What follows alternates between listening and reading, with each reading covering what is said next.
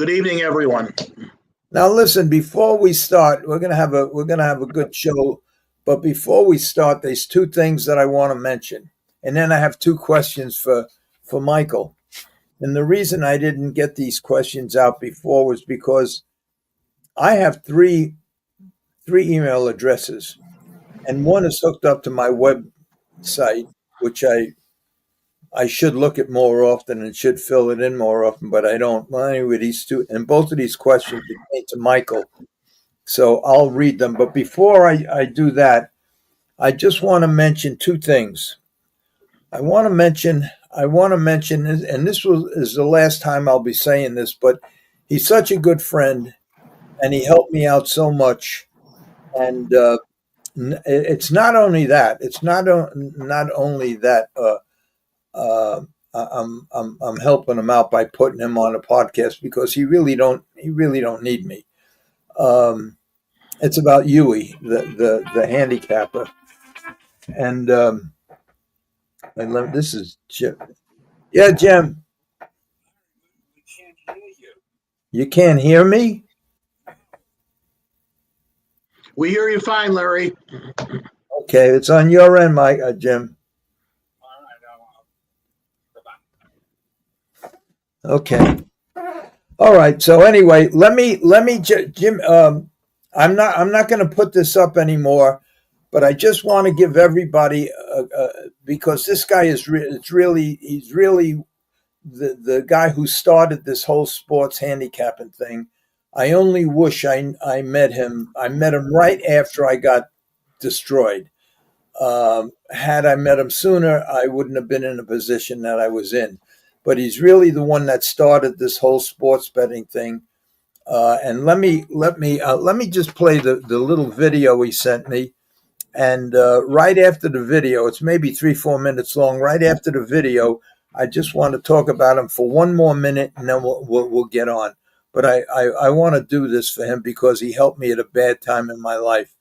And not only that, but for all the guys that gamble, especially on football, he's unbelievable. He's the guy that you want to contact. But anyway, this is when it first started in the early 70s, and they did this, and then we'll talk about him for about a minute after. Well, different people have different habits when it comes to reading newspapers, with some people starting with the stock market tables and others heading straight for the sports section. But in a way, both groups may be doing the same thing, namely checking on their investments.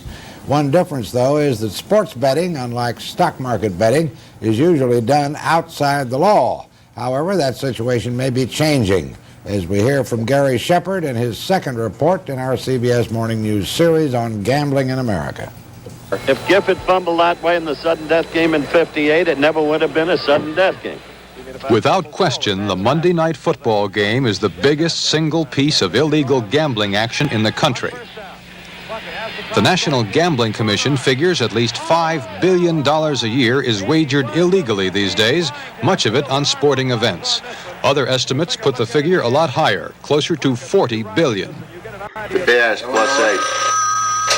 Oklahoma State. New Orleans at +1. At first glance, this may seem like an illegal bookie operation, but it's not. It's a perfectly legal sports handicapping service known as Huey's Dial a Winner, one of close to 200 similar enterprises scattered around the country. No, tomorrow. Yeah, he's in baseball. Okay? Goodbye. In the mud. For a set monthly fee, customers call up and are told which teams to bet on and what the point spread is for pro and college football, basketball, and Major League Baseball games, among other things. And the calls come in from all over the country. Aren't you, in effect, giving people information so that they can go out and bet illegally? I'm selling a service. What people do with the information I sell to them, it's their business. Huey, that's not his real name, also puts out a weekly publication that gives the early odds on all the upcoming games, in competition with dozens of other so-called tout sheets that exist mainly because of illegal sports betting, which is now the biggest part of the illegal bookmakers' business. This is where the big money is. There's nothing like a $2 bet. Everything is $5 at least, and very few people bet $5. Most people betting on a football game bet 10 and 20 times, which means $50 and $100. Because there's so much money in illegal sports wagering, some states are thinking about legalizing it so they can get a piece of the action. Delaware has taken the first step, selling legal football cards. But football cards are just a minute part of the illegal gambler's operation. Now, unless a state is willing to act as a bookmaker and take the risks that a bookmaker does and be ready to float a bond issue to pay off a bad weekend when they lose more than was wagered, I can't see a state going into the business of becoming a bookmaker. They have one advantage that we don't have. Their winners are not reported to the Internal Revenue Service. They can make loans. They do have advantages in the marketplace. The state of Rhode Island believes it can compete in at least one area. This is your friendly numbers man, vintage 1976. Just returning from his rounds, bringing receipts and lots of cash to the state's legal numbers headquarters. Live from the TV 12 studios, here is today's Rhode Island Lottery Daily Number Drawing. Good evening, everyone. I'm Ray Grimes of the Rhode Island Lot. We're on the 11 o'clock news on a local channel, and we picked the three-digit number. All of Rhode Island is watching it. And in fact, the illegal people play our number now. They use our number for their game. 7. That makes a complete sequence for Thursday, October 7th. 9, 3, 7. There is a difference of opinion about whether legalized gambling, like lotteries, encourages more people to gamble or simply siphons money away from illegal operations. Whatever the case, there seems to be little doubt that illegal gambling is here to stay. Law enforcement agencies simply don't have enough people to put the illegal operations out of business. To put it kind of simply, if there was a murder, which would be more important, to put all your resources and manpower on a murder investigation or on chasing a bookmaker? And you have to make a choice, and the choice isn't too difficult. You go after the murderer. Texas, is there a price? Texas is now one. So people like Huey the handicapper continue to make a good living, unconcerned with the trend toward legalization. He'll be in business either way.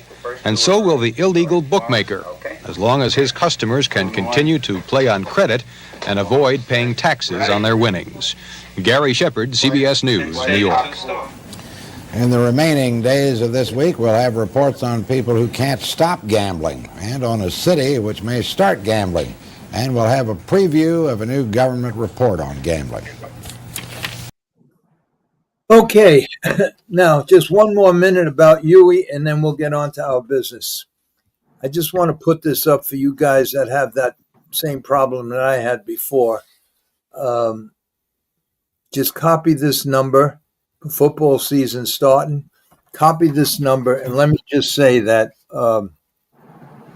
Huey won every sports handicapping tournament from coast to coast through the years. And I think he was featured in or put into the elite circle of the McCluster report, which is a publication that tracked over 275 sports services.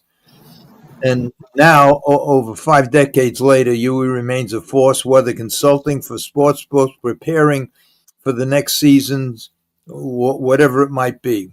And Huey always says, this is a business of timing. No matter when we begin, the only thing that really matters is the bottom line and how we finish. My 55 years in this industry, the industry that I created, says that our bottom line will be okay. And the best quotes he makes is, if you are paying for my advice, it's best that you follow it. I can overcome my mistakes, but I don't want to be in a position to have to overcome yours. And that's it. So for those of you who like betting, especially on football season's coming up, just write these numbers down, call them, and the guy's really good. And that's all we have to say about that. And that's that. Now, Before we start, I just want to do one other thing, and then the rest of it will be for you guys. I thought this would be very interesting, and a guy sent me this video. In fact, it was a guy called George Morse. And George, if you're listening, I just got this email because you sent it to the email connected to my website. And I also called you, George, so give me a call back or I'll try you later. He sent this video, and I think it'll be interesting. It's when a driver starts from the paddock and what it takes and what he goes through before he hits the racetrack. It's just a short video, and then we'll continue with our stuff. All the way, papi.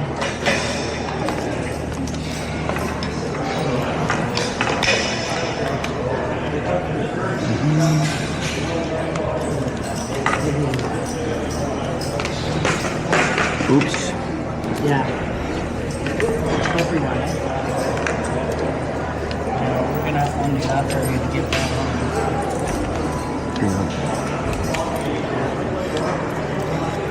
Am I going underneath this blanket? I guess.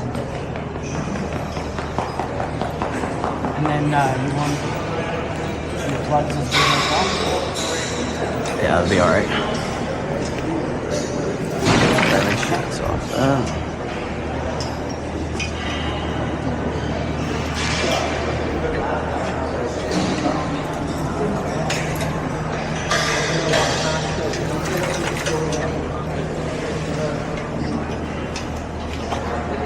Oh, don't let him pull those plugs out. Fuck. Just keep it on the lip. We can get that.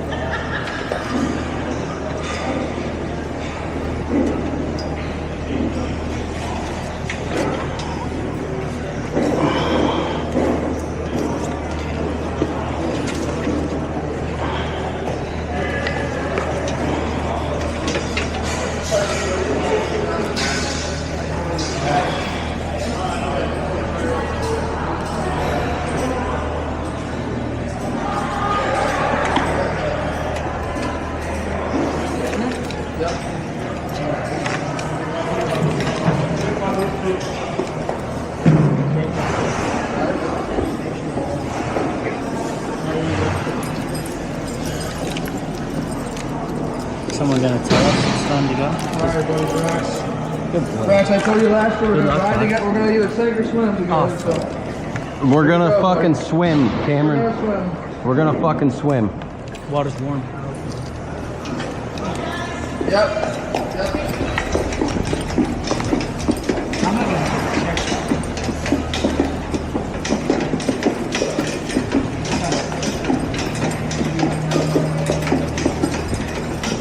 Good luck. Thank you.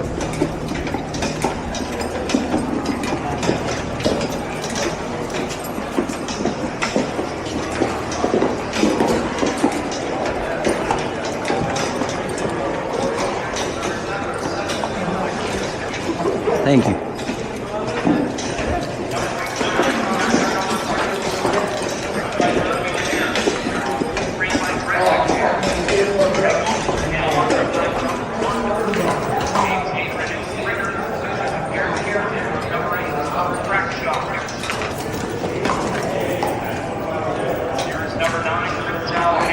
Got it, Poppy? I ain't getting it. Easy, big hole.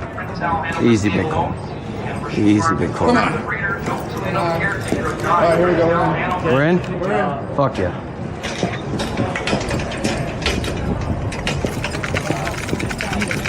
Ah, this motherfucker.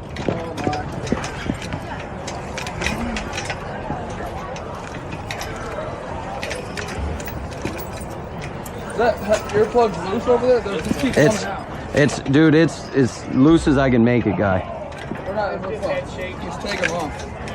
Take them off. This one's out. Easy, big horse. You're alright. You're alright. You're alright. You're alright. You're alright, big fella.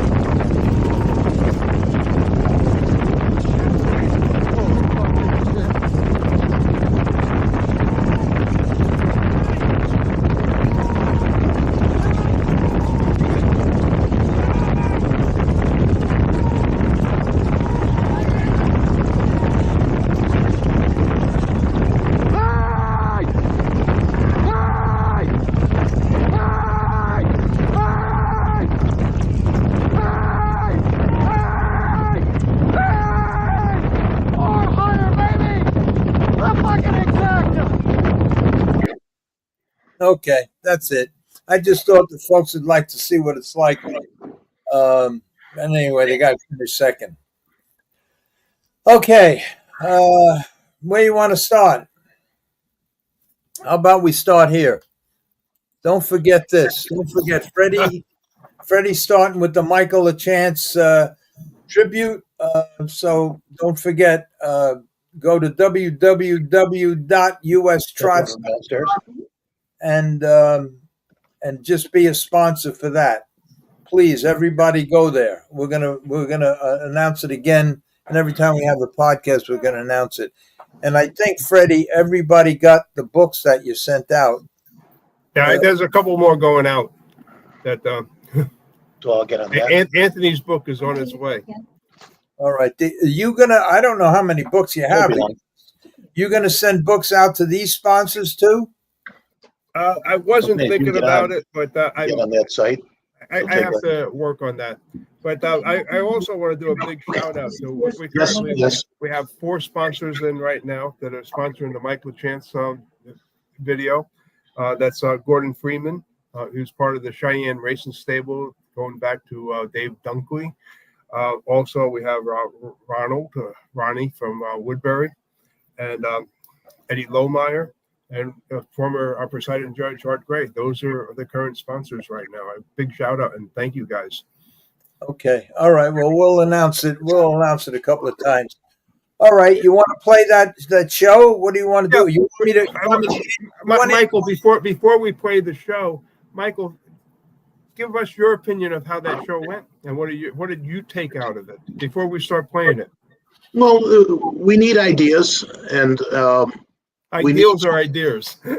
We need both. We need to form a new direction, and we talked about it in the direction of thoroughbred racing. Thoroughbred racing's made a lot of good decisions along the way, and the map is there. They've overcome a lot, and they're in a brilliant position now where a lot of their big events are highly attended, well wagered. This is exactly where we want to go. So again, the roadmap is there, and we should create as much dialogue as possible. Absolutely. Okay, Larry, it's up to you now to start playing the show. Okay, here we go. Welcome to this week's you got a light right on your face. I don't know if you see it. Okay, I'm gonna shut down and come back. Okay, we'll wait. No, go ahead. No, go ahead. Start. To the Alumni Show. I'm Freddie Hudson, and I'm here today with Trade Martin and Bob Marks. We have a special show for you today. Joining us, we have returning Gordon Banks, an international standardbred breeder and owner, Michael Antoniades, a professional analyst, and Rick Burks, a standardbred owner and breeder, founder of Planet Fitness Health Clubs and UFit Health Clubs. Gentlemen, welcome to the Harness Racing Alumni Show. Welcome. Thank you, Freddie. Okay, Thank you, Freddie. So today we're going to be talking about the promotion of the sport of harness racing and the lack of. Gordon, why don't you lead us in?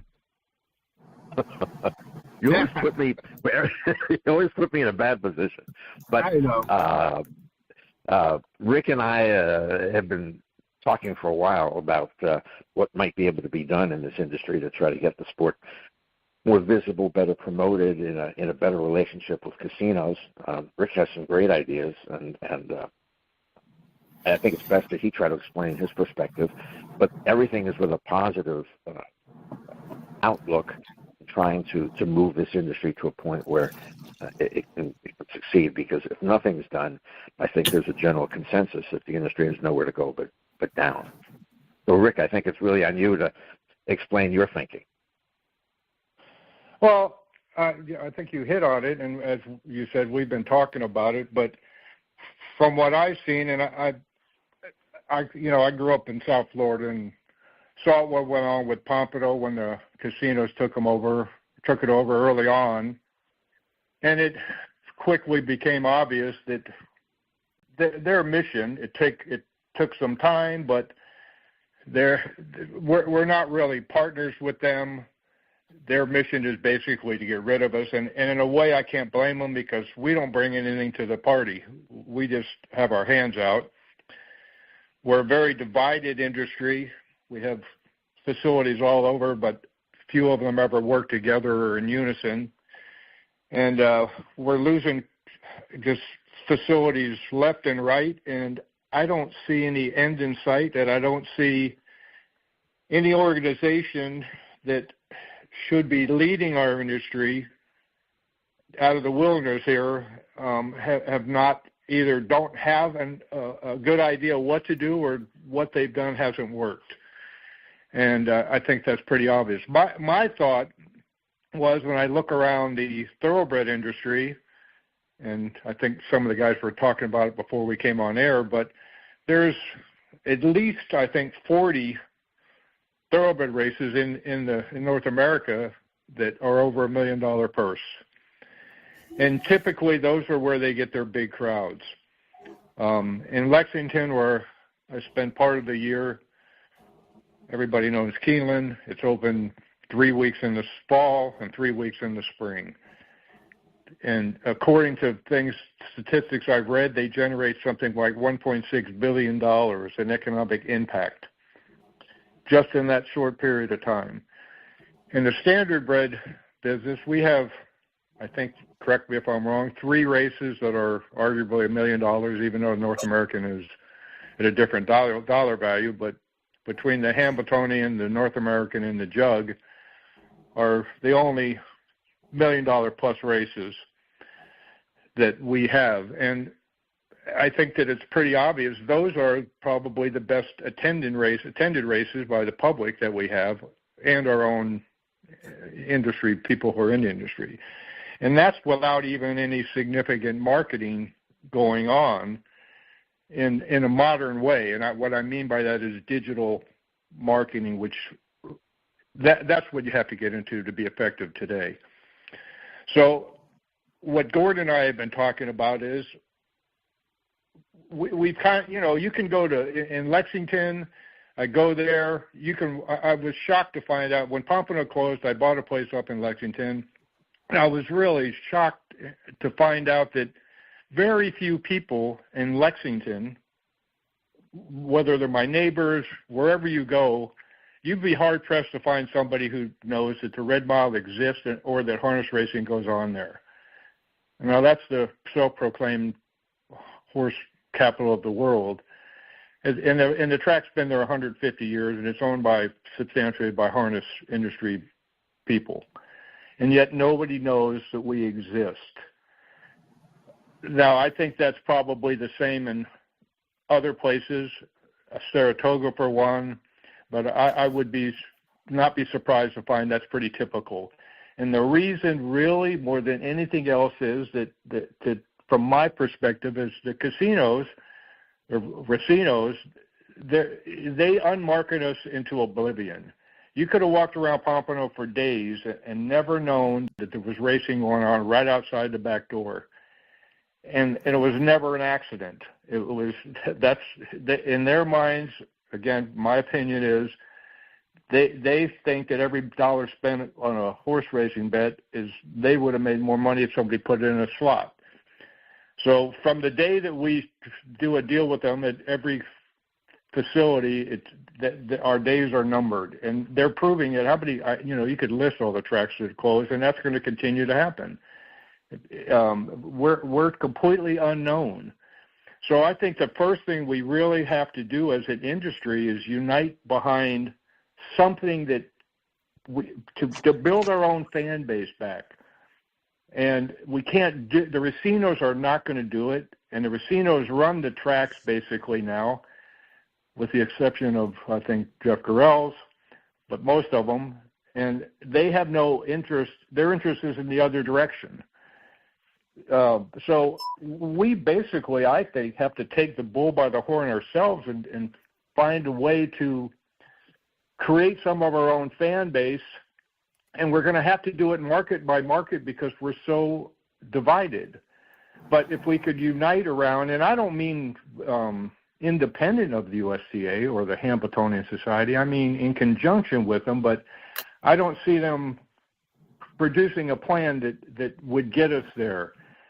And so just imagine if we had $1 million race, $2 million races in Lexington, and we marketed it properly, we'd fill that place up and people would know we were there. That doesn't exist today in most of our markets. So we have a vehicle to do it. We prove it every year by the crowds we get for the few $1 million events that we have. And so some of our, Gordon and I have been talking about, is creating what we call, I think it came up on Freddie's show a couple of weeks ago, about a Grand Slam event where we took 4 of our big events and made them just like a pacing Grand Slam. And some of this I'm making up as I go along, I mean, because none of this has been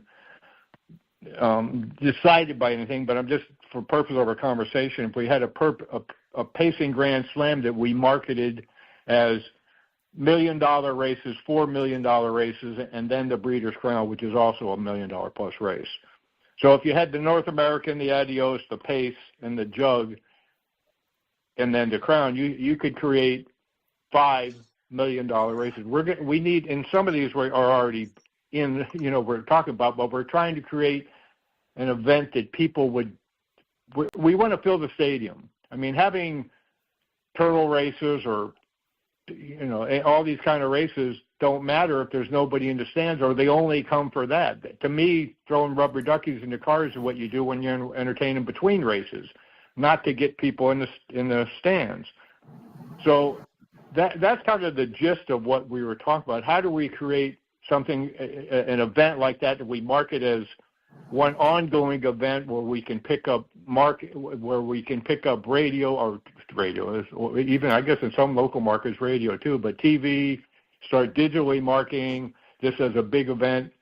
And our goal is to create awareness and build a fan base market by market. Now, if like I said, go back to Thoroughbred, that's pretty much, to me, how they do it. When you go to Thoroughbred tracks, other than when there's these big events, they're not really, besides the simulcasting rooms, are not well attended, but they live off these great big events.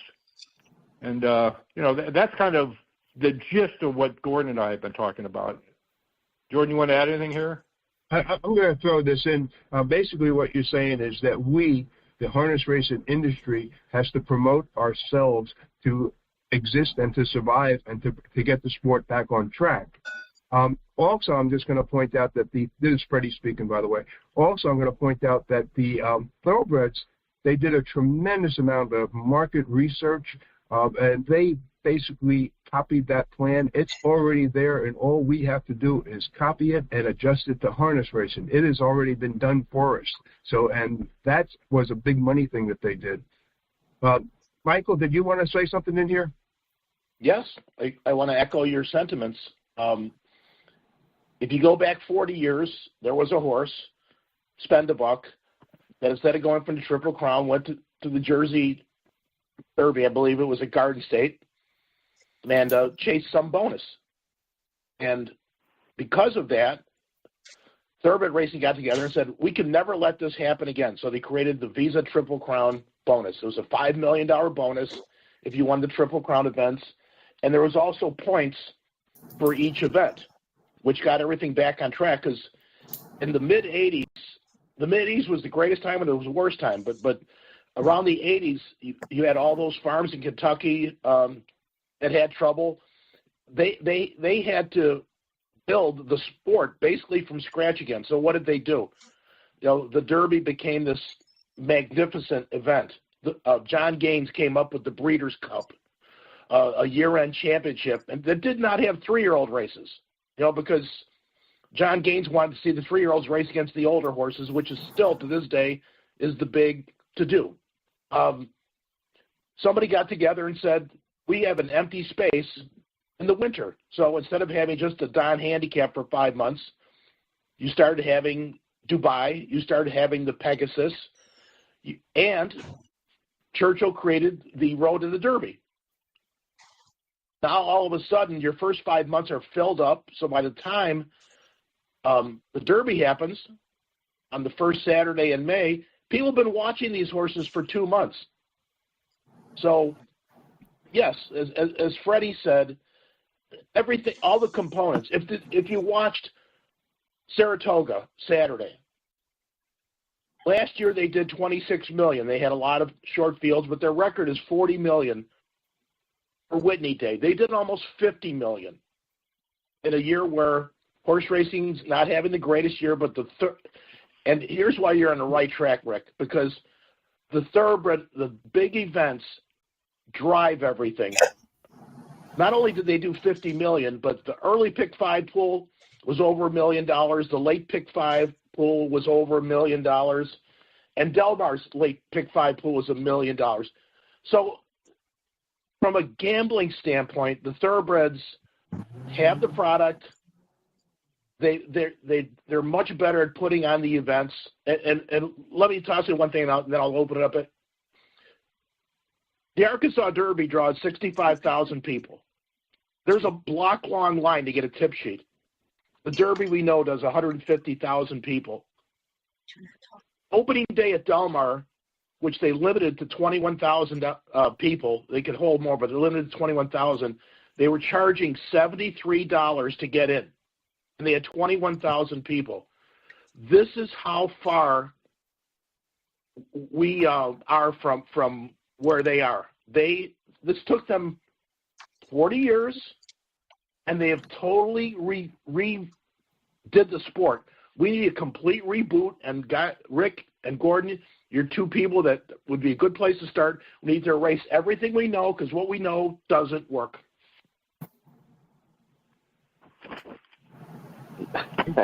Yeah, well, Michael, you silenced us all.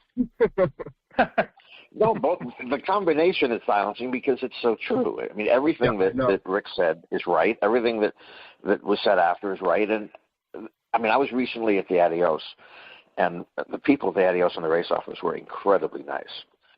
So I don't want to say anything disparaging, but they were talking to me about how 30 years ago they used to have thousands of people on the infield around the racetrack and above the racetrack, and how now they have no one there. And I was interested to see it was true. They for a big event, they had a fair number of people there in terms of making it feel crowded for the grandstand, but they could have had so much more done. They could have taken another 10,000 people and had a grandstand, but they don't promote it. I stayed in a hotel that was 2 miles away from the racetrack. They didn't even know about the race. There's no promotion in what everything that's been said so far. The key is promotion, having a vision. You have to have a vision to make other people see the vision and act in a way that you're hoping they will. We do nothing. We have no coordination. We don't use television at all. We spend money in disjointed ways. We have major industry players having, personal dislikes that limit what can be done in all sorts of ways. We just don't have leadership that can self-promote. The key in what Rick was postulating was that this industry could self-promote. It needs to do that, but it needs to coalesce and have one vision and one objective. And it can, a lot can be done, but it has to be done in a new way, and it has to be done beginning now.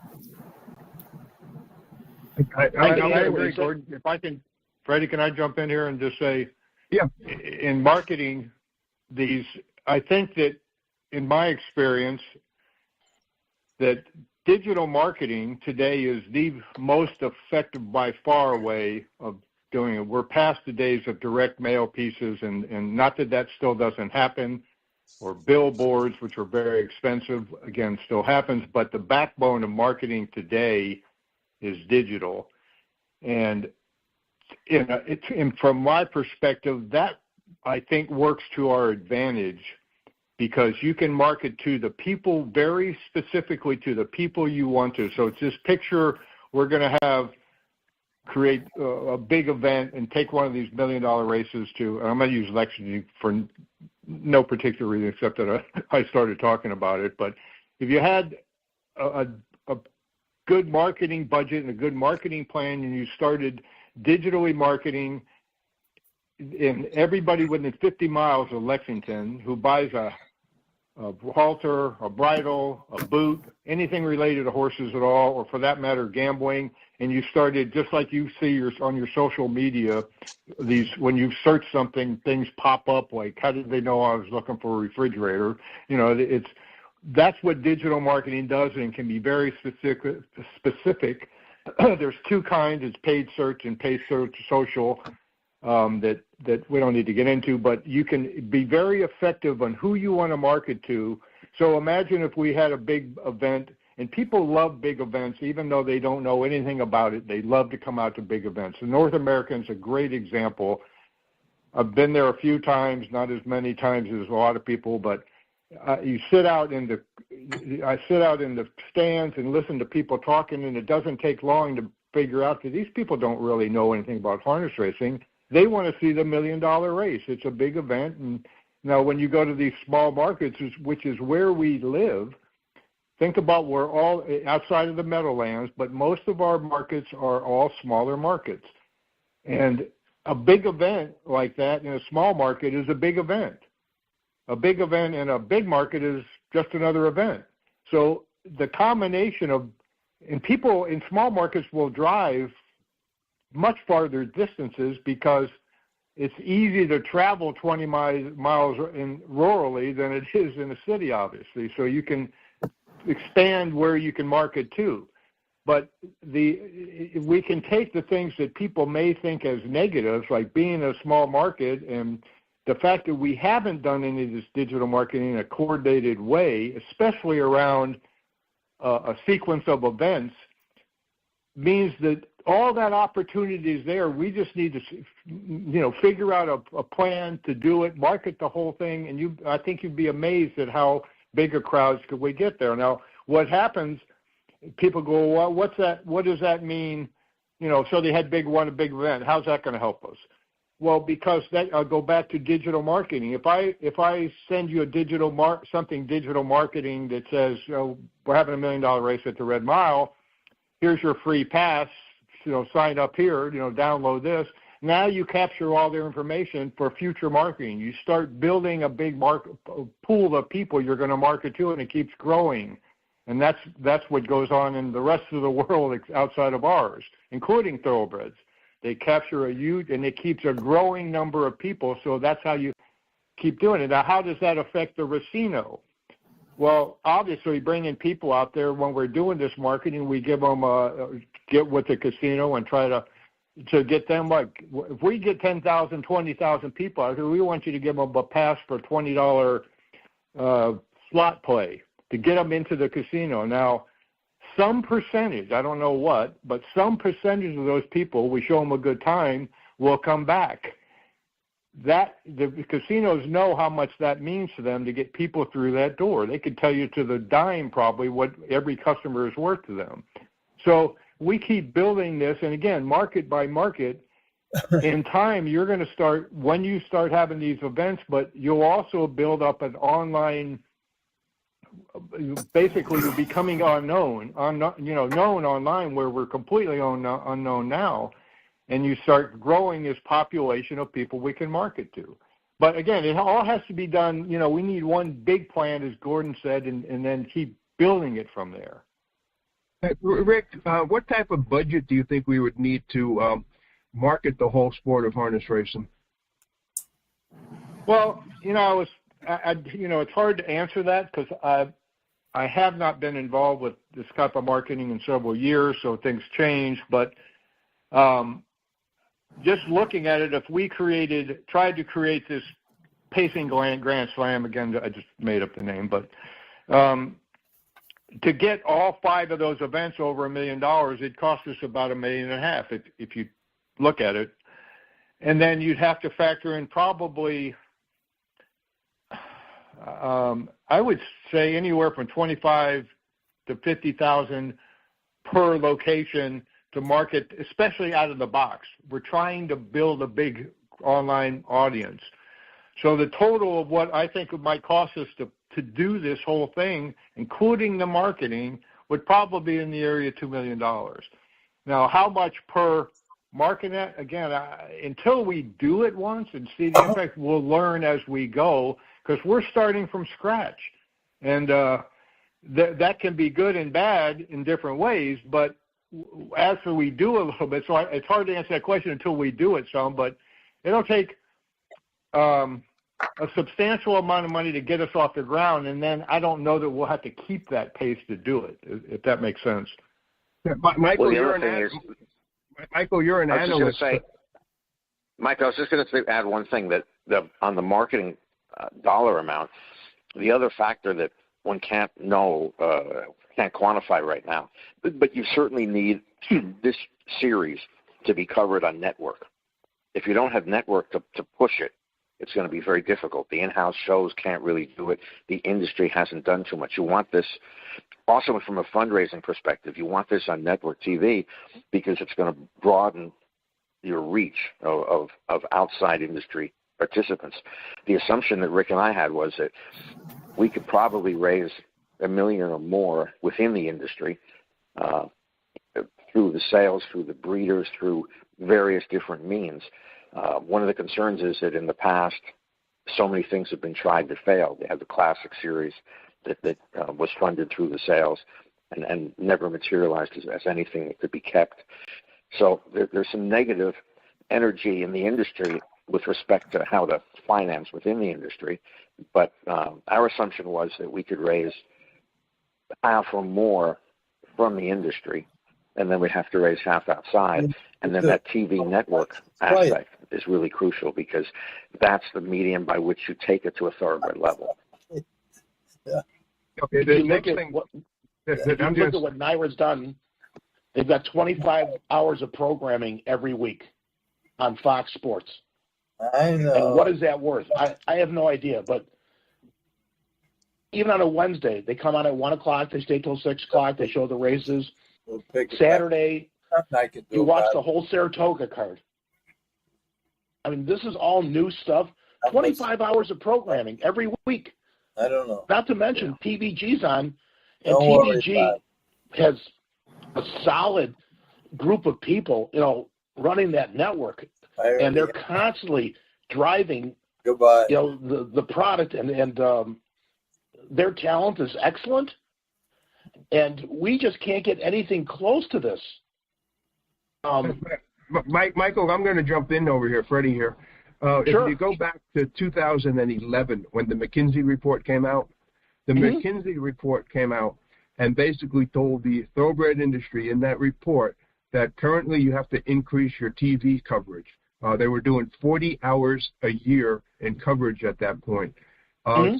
Since then, they increased that to, I think it's over 1,000 hours a year now. I think the last figure I looked at was like 900 and something, but I think it's over 1,000 now. And one of the reasons that they had recommended the TV coverage was that we have an older audience that is watching our races. And while the younger generation is going to the social media sites for their entertainment and so forth, the older people, our audience, was going to TV more. And so they basically felt we could protect our fan base by going to the TV, and that was their reasoning behind that. No, I mean, there have been all kinds of suggestions made. That was a good one. There's been all kinds of suggestions to lower takeout. They haven't done that. When the Fix 6 happened at Arlington in 2002, they said you got to totally revamp the tote system. What have they done?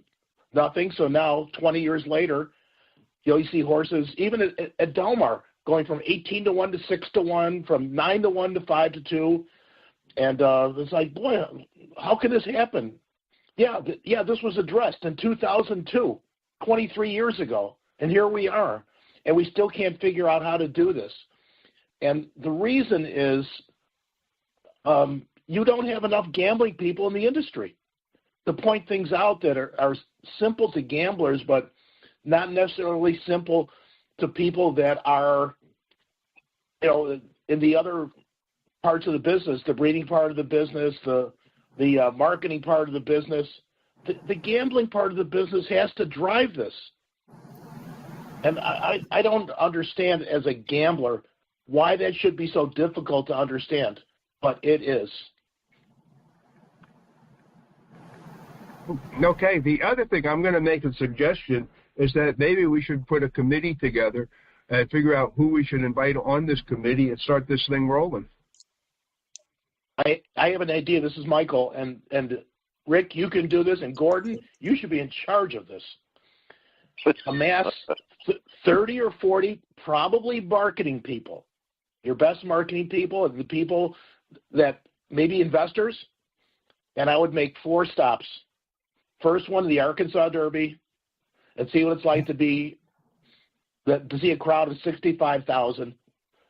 Then I would take them to one of the nighttime Churchill parties. I wouldn't take them to the Derby. I'd take them to a nighttime Churchill party, theme parties for younger people to dress up. Everyone's got a cowboy theme or something.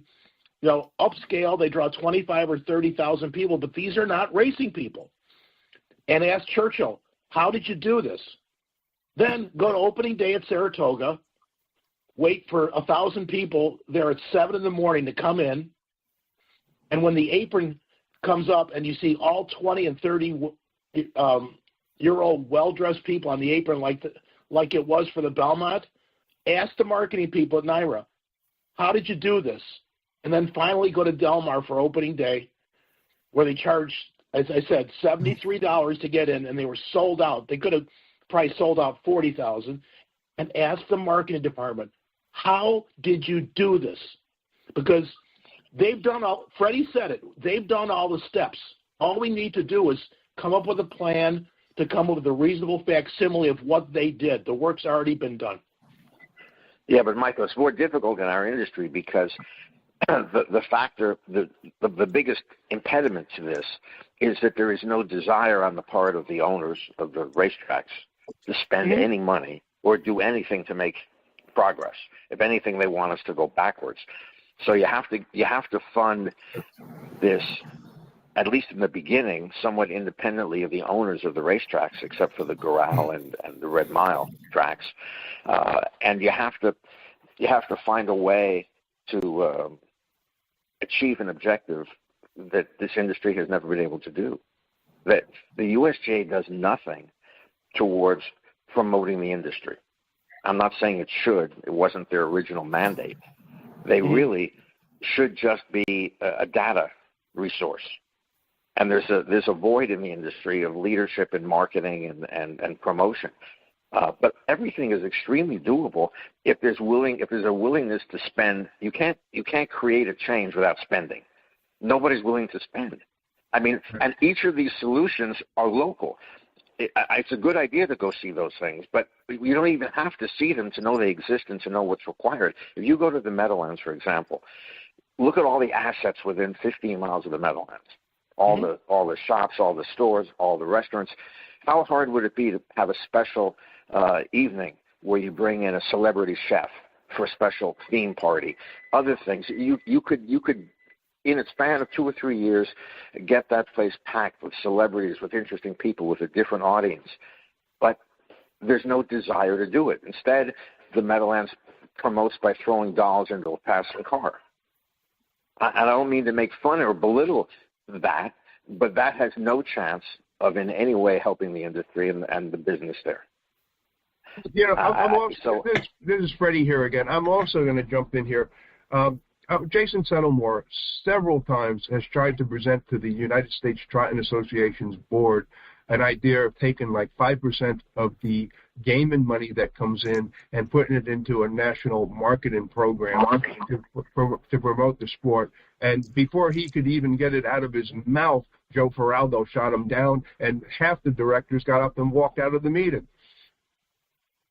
Yeah, because this is an industry where what's holding it back is the desire of each entity to just protect what it has, and each leader in the industry to protect their job and their base.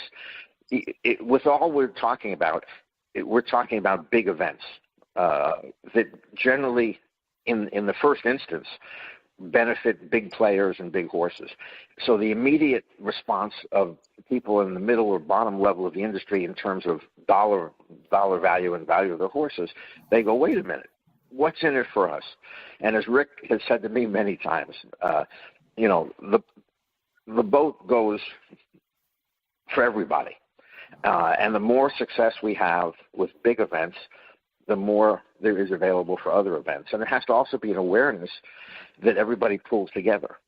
And that requires leadership to unite the industry that just isn't there. That's a real problem. I think what Michael's talking about, what Rick's talking about, what I talk about, there are common sense solutions that are necessary. It's almost impossible for someone to say that's not the right way to go.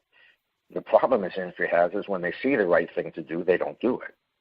And the question is, how do you get this industry to do those things? I do think that our first start should be to put a committee together, and definitely we need to have the USTA representative or someone from the USTA on that committee, and definitely someone from the Hamiltonian Society like John Campbell to be on the committee. That would be my recommendation to start getting this off the ground. And well, I think you first need a business plan. I think you need a business plan first. Well, you're supposed to be working on a business plan, Gordon. Remember, you and Mark? I thought you had that done. Yeah, I have to translate it from French. But we need the business plan first that Rick would be happy with, that I'm happy with, that you and Michael and other people are happy with. Then one tries to form an effective committee, I think, that can reach out and have specialists in each field. You need people that can help on the marketing end. You need people in various different ways. But I think the first step has to be that there's a somewhat vetted, specific plan that one can attempt to follow, and then one can also take it to networks and see their reaction, because nothing's going to fly. Hey, Larry, I'm going to jump in here now. More easily. So we have to coordinate it, because you have to be able to raise money in the industry, and you have to be able to raise money outside the industry. Okay. So we started talking about the business plan. So the update on that is Michael, you were there. And so Gordon says that he's probably going to have the draft done on Tuesday, and so we're going to be looking at it on Tuesday. So the business plan is moving forward. This is a business plan for the whole industry of harness racing and to save it, to save the sport, to move forward. It's something that should have been done a long, long time ago. Michael, your thoughts. You were in the conversation, so you know what takes place afterwards. Well, you have to educate people on how thoroughbred people did this. Yeah.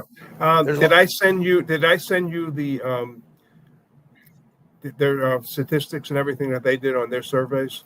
What they did from the McKinsey report? That they're so on target, and they followed that plan, and they basically changed their whole sport around. And this was from 2010, I believe. So, and they followed that report. They did the update on 2018, and there's another report that's supposed to be out there on 2025.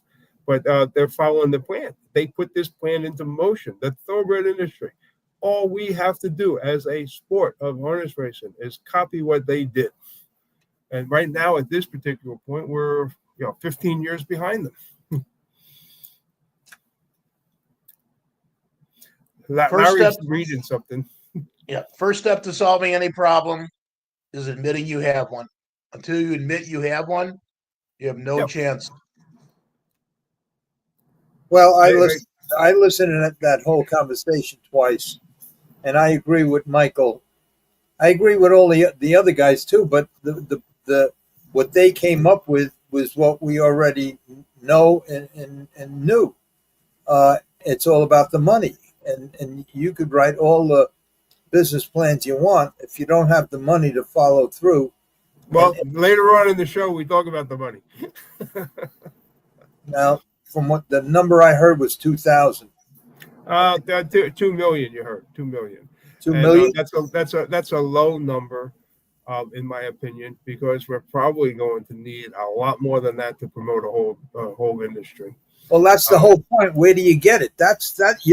Everybody. But I think Gordon and Rick talked a little bit about it, where we can go to the breeders. We have the owners. We have going to the drivers and trainers is going to be ridiculous. You're going to get nothing. But you go to the owners and the breeders, we can save the sport and we can finance the sport. But you know what would start that up? And maybe I'm saying something I shouldn't say, but the two guys that you just had on, both of them combined can more than fund this whole thing. It would be great if each of them put in the first $2 million, and it'd be a whole lot easier to convince other people to come aboard. But they just can't come up with a business plan without coming up with some. There's many other people that can come in and contribute. There's many farms, but yeah, I know that you got to change the leadership. The opposition is you can put up your $2 million and it's going to be sucked right away because the USTA is going to screw it up somehow. They're not going to cooperate with you. And with them not cooperating, nobody's going to put up any money. The only way to change that is the USDA needs to be the directors need to be cut down to about 8 to 10. And some people that are very business savvy need to come in and sit on the board of the USDA, and we need to change the direction of the whole sport. You can't have the racetrack representatives there who are now controlled by the casinos on the board of directors, and you've got to change the whole structure or form a new organization to take over. Well, I still think I'll put it to you this way: if you had $1 billion in the fund, all of that can take place in 1 week. And so I don't know how you're going to do everything that you just suggested, but that's what has to get done. I just don't know who's going to support this, who's going to fund this. I just don't know. Nobody's going to fund it until the leadership changes. Nobody's going to put up 10 cents with the current leadership. And by who do you mean by the leadership? The USTA? Yes. Well, how are you going to change that? You have to change it. The membership has to stand up and say, these people are not doing what we want. Well, when I was involved, they were a bookkeeping organization. How'd they get so powerful? Because of the way the marketing and everything changed over the years, the racetracks, instead of sending out press releases or contacting the local news medias and the newspapers, they send all their information now to the USTA. And so that is our only media source for the most part in harness racing. So everything is sent to the USDA and they control the whole media. And you don't see the racetracks. They're owned by the casinos now. You do not see them sending out press wires or press releases. They don't happen. Find them. You're not going to find them. We send out, as the U.S. Harness Racing Alumni Association, we send out press releases. We get very little coverage on that, but it costs money to send out press releases. They will not spend any money in marketing, bottom line. Well, Michael, you want to jump in here? Yeah, I think you've got, Saratoga goes I'm for getting a while. little over carried away. So, well, I'm saying that this weekend you've got big races at Thoroughbreds and the Standardbreds. You've got Saratoga. I think you got the Alabama this week, and of course the Travers is coming up on deck, and I think Delmar is running the Philly race. The Oaks, I believe, is this week, and the big race is the King's Plate. It's $1 million race in Toronto at Woodbine, and the King's Plate has $1 million in guarantees. So I think the early pick 5 is 200,000. The middle and late pick 5 are 400,000. So this is how you attract the gambling audience. So I think everybody would be well served to watch the King's Plate. And again, there's an extraordinary, if you've never seen that race, there's an extraordinary amount of pageantry that goes with that event, which is completely lost in harness racing. With rare exception, we have no pageantry commensurate to the event that we're running. I think we could learn some lessons. But there are some very good races in the standardbreds this week. First of all, at Pocono, they're running their 4 big races. They're running the Hempt. They're running the Lynch. The Lynch is actually, that's probably the spotlight race because Minnie and Mickey, who's the number 1 horse, is going to take on Chantilly. And they've been dreaming of that matchup for the better part of a year. And finally, those two are going to meet. So that's going to be at Pocono Saturday. And you've got these other big races also that I think are very good. And you've got pick 4 carryover tomorrow at the Meadowlands. I think they're carrying over 24,000. So that pool should be approaching 200,000, and it's probably going to be around no takeout. Okay, and Michael, and where can we find out this information? Other from what you just said right now, where can we find out? They've been promoting it. They've been promoting it. Dave Little wrote a very good article. Where? Well, they're promoting it on the USDA site, no place else. So it's not getting out to the public. Gamblers will find the big pools. So they'll have a very big pool for that race. And tonight, what I'm saying is we're not promoting our sport properly. Well, no, we're not promoting it. We're not promoting. But we had a $330,000 pool tonight at Woodbine. Okay. I mean, that's pretty strong. How come nobody else knows about it? Well, I think that's a Yogi Berra moment, right? I don't go there anymore; it's too crowded. No, so a lot of gamblers showed up tonight at Woodbine to bet pretty industrial 5-race sequence. When I go back to the Roosevelt Raceway days and stuff, we had $200,000 pools in every race. So I mean, so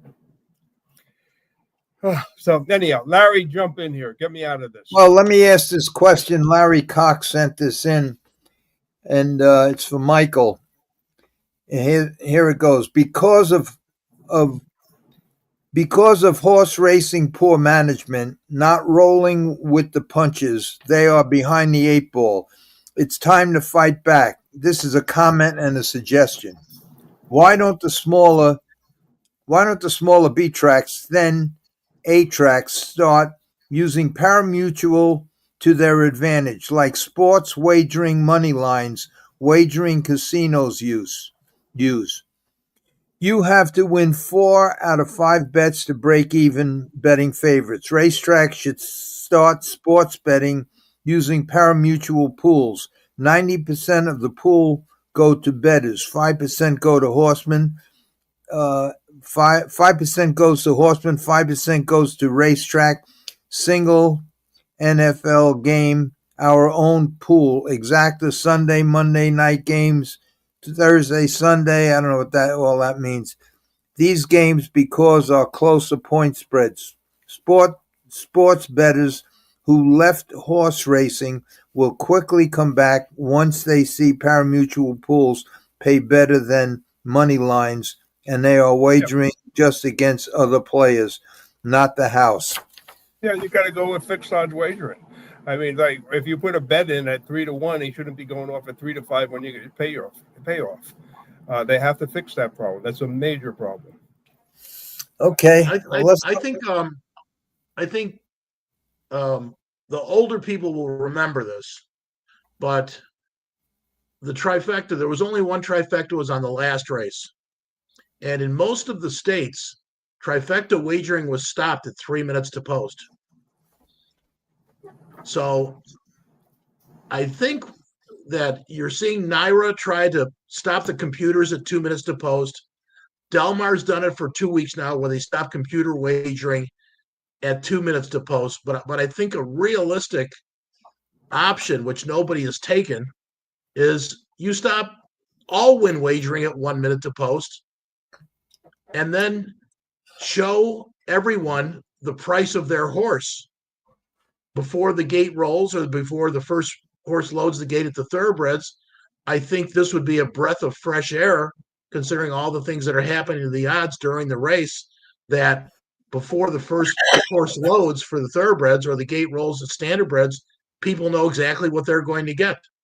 and then we could work on the exactas and the tries and everything else. But I think this would be step one. Step two, for the harness, you don't really have an abundance of this problem at the thoroughbreds, but I know Jason tried to get everybody to go to zero, but everybody knew that was kind of a suicidal thing to do, which they found out. So you couldn't really get anybody to agree with it. But I do think as this the minutes to post has become just an illusion, I do think it might be in everyone's best interest if they agreed, the top tracks anyway, to that their horses be on the track at 1 minute to post. Because what you have now, especially on Saturday night, is just creating just a death spiral for standardbreds, where you've got 4 or 5 or 6 tracks on zero. The horses have never come on the track, and now you've got just utter confusion because there's no real camaraderie to try and coordinate anything. And as a result of this, with the exception of the Meadowlands, on most nights, on Friday and Saturday night, you know what the most popular parimutuel product is in the United States besides the Meadowlands? Wheeling dogs. If you don't count the thoroughbreds, wheeling dogs. That's the result of 6 tracks landing on zero and just waiting, and had nobody having any idea what's happening. So you don't have a commissioner, but you should have a commission. And what we should be discussing is this illusion with minutes to post, and possibly cutting everybody off at 1 minute to post. The other thing that we do discuss in the broadcast over here is setting up a committee to put things together and to evaluate the sport and to basically try to move forward to save the sport and to. I'm just saying the end result of 6 or 7 tracks at zero is it's not Yonkers' fault that they're on the bottom rung of this on a Saturday night. They can't possibly get any traction at all. And I think the same thing about Scioto. I think Scioto's got really good management, but if everybody's on zero and everybody's in the paddock, how is Scioto Downs ever going to handle on a Saturday with that very good product? So these are things that we should be looking at, and not, even if it's not our track, I think it's our concern that our secondary tracks can't get any traction, and the part of the problem are the bigger tracks. You know what's amazing, Larry? Can you continue the video, or I'll continue. But what's amazing to me is that everything that everybody is talking about, and all the people that are talking about it, have been around for years and years and years and years. Why didn't they talk like this 30 years ago when this was happening? Why does it have to get to this point where it's like what's going to happen now, in my opinion, and I hope I'm wrong, it's like throwing a Hail Mary pass. It's as far as getting the money, as far as changing the USTA, getting rid of the people at the USTA that have to be getting rid of. I just don't understand it. Now, when everything is just about ready to collapse, then all the people that were in it 30, 40 years ago, they're all coming up with all these ideas that Larry, as a former trainer, you ran your stable. I ran my stable. We didn't really look outside of anything except running our stables. You didn't really get into the politics of the sport. And then after you get older, you start looking at the politics. That's my opinion and what I think. And did you look at the politics when you were 30 years old, 25 years old? I didn't look into it, but if I owned a racetrack and I was going to the racetrack like I did back then, the racetracks were owned by people that owned racetracks, not casinos. Well, that's what I mean. When you go to a racetrack, and like and you have to wait online to get in, and you got to wait your turn to get up an escalator, and then you hope you get a seat in the dining room, and then every year it's less and less. What about if you go to freehold towards the end there, and you go to the escalator and it doesn't work anymore, and it hasn't worked for 2 years or 3 years? Well, that's what I mean. I mean, it's like they didn't put anything into it. Then when you go to look at the demise of Roosevelt, I mean, they didn't. When they took the ownership over of Roosevelt, they were looking to sell the track immediately. They fired the PR department first. You know what I found, and why I start paying attention to racing my own horses, when I complained about this, and when F. Lee Bailey came to all of us. I know exactly what he said. F. Lee Bailey, in case any people don't know, F. Lee Bailey was the attorney that was hired by the Drivers Guild, which is the National Association of Harness Drivers, and at the Gamlois, and I'm going to let you take over from here, Larry. At the Gamlois, he told that they were having a problem. The horsemen all stuck together to have this meeting, and they were very disgusted. And it was put together by the head of the Horsemen's Committee, and they hired F. Lee Bailey to represent the horsemen against management. And he told us what to do. He says, "Don't put nothing in the box, and then I will take care of it from there." This is when we had power. He came back the next day and he said, "I quit. You people have no shot."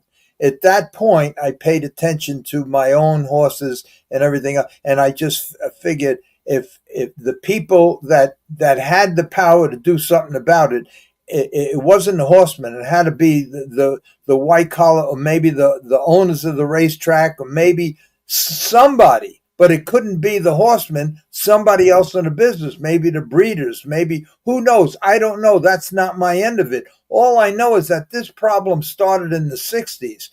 And then when you go to a racetrack today and you see 200 people that used to be where it used to be 20,000 people, and it didn't just happen. It started 10, 15, 20 years ago. And how come nobody blew the whistle when the USTA went from and a good friend of mine runs it. He might even be listening now, because he hit me on the post there, Joe Feraldo, and I know that a lot of people are at odds with him. How did they become from a bookkeeping organization to have all of this power? And now that they're the king, how are you going to dethrone them? How? I mean, why'd you let it get that far? I don't understand. But, I've been out of it for 30 years. But even when I was in it, you're right. Why didn't I do something about it? Because I couldn't. I couldn't. Because the horsemen, whoever represented the horsemen, just didn't give a fuck. In plain English. So, Larry, you didn't know anything was going on, as I didn't. You just didn't realize it. You're wrapped up with your stable. I mean, when I trained horses, I was totally wrapped up in my stable. I didn't know anything that was going on in the world. I was basically figuring this horse, this, and this, and where I'm going to race this, what price over here. So I was not involved in the politics in any way, form whatsoever. Anyway, maybe the two gentlemen you had on, they're very involved. They're both wealthy guys, and maybe you need somebody to put this whole thing together. Well, they're not enough. We need about 20 more like them. It's not enough. Not enough. A wealthy guy and a heavyweight guy can get another wealthy guy that's a heavyweight guy. Right. I ain't gonna get him. You ain't gonna get him. They can get him. They got to get them. Yeah. So all on them. So let's talk to somebody. Okay, continue. All right, let's go here. Eric wants to know, Michael, who do you like in the Kings played this Saturday? I haven't really looked at it yet, but it's going to get my attention tomorrow morning. Okay, Jeffrey B. says, and now almost every state has legalized betting. Okay, let's get to some. Oh, here. Angelique, Larry, I finished your book. I loved it. I laughed at a lot of the stories, especially the girl in the gas station in the beginning. I laughed so hard. What amazing stories. Well, thank you, Angelique. I didn't think that you would understand it, and I'm sure you didn't understand 90% of what was in there. And that's the problem with the book. You basically got to be a gambler or a street guy to understand what I went through and what the book is all about. Okay, let's go. It's okay that let's see. And wait until online casinos. Larry, did you get a good blood work result today? Mine was bad. Yeah, this guy Howard, leave him in. Oh my God. He called me today. Well, first of all, Howard, my blood work came back basically the same. So what I'm going to do, every 3 months I go back for blood work. So it came back basically the same, a little bit higher. So what I'm going to do is I started back today with the ivermectin and the 3 other parasite killing drugs. I'm taking another test the end of October. And after I finish this regimen, it's going to be the real test now to see if my blood comes back 0000 instead of 0125. So we'll see. But David wrote that he took a PET scan and it was really, really bad. And in fact, he wrote it's not good. It wasn't good. I wish you a lot of luck, Howard. Just keep us informed. That's terrible, terrible thing. Today I went there. Today I drove around for an hour. Good thing I left real early. Five levels and couldn't find a parking space. You go in there, everybody, no hair. Terrible, terrible disease, this cancer. I hope. I'll tell you, I stopped taking the ivermectin because I wanted to see what the results. And I'm kind of glad that it basically stayed where it is, because now I'm going to take the ivermectin like I was supposed to take it. And if in 3 weeks, in October, if my blood becomes 0000, then something has to be done with the Cancer Society. They got to start putting this on their program as far as a regimen to cure and get rid of this chemotherapy. I see it's terrible. Anyway, we'll know. As far as my test goes, I'm basically the same. So okay, let's see. I should tell the people to put, like the other shows did, put either a question before they ask a question, so I don't have to go through this social stuff, because there was some questions here. There was some. Let's see this one. I see Michael's name. Michael, how does Jeff Gural get away with altering the service? My opinion was he was way out of line. Well, I addressed that the other day.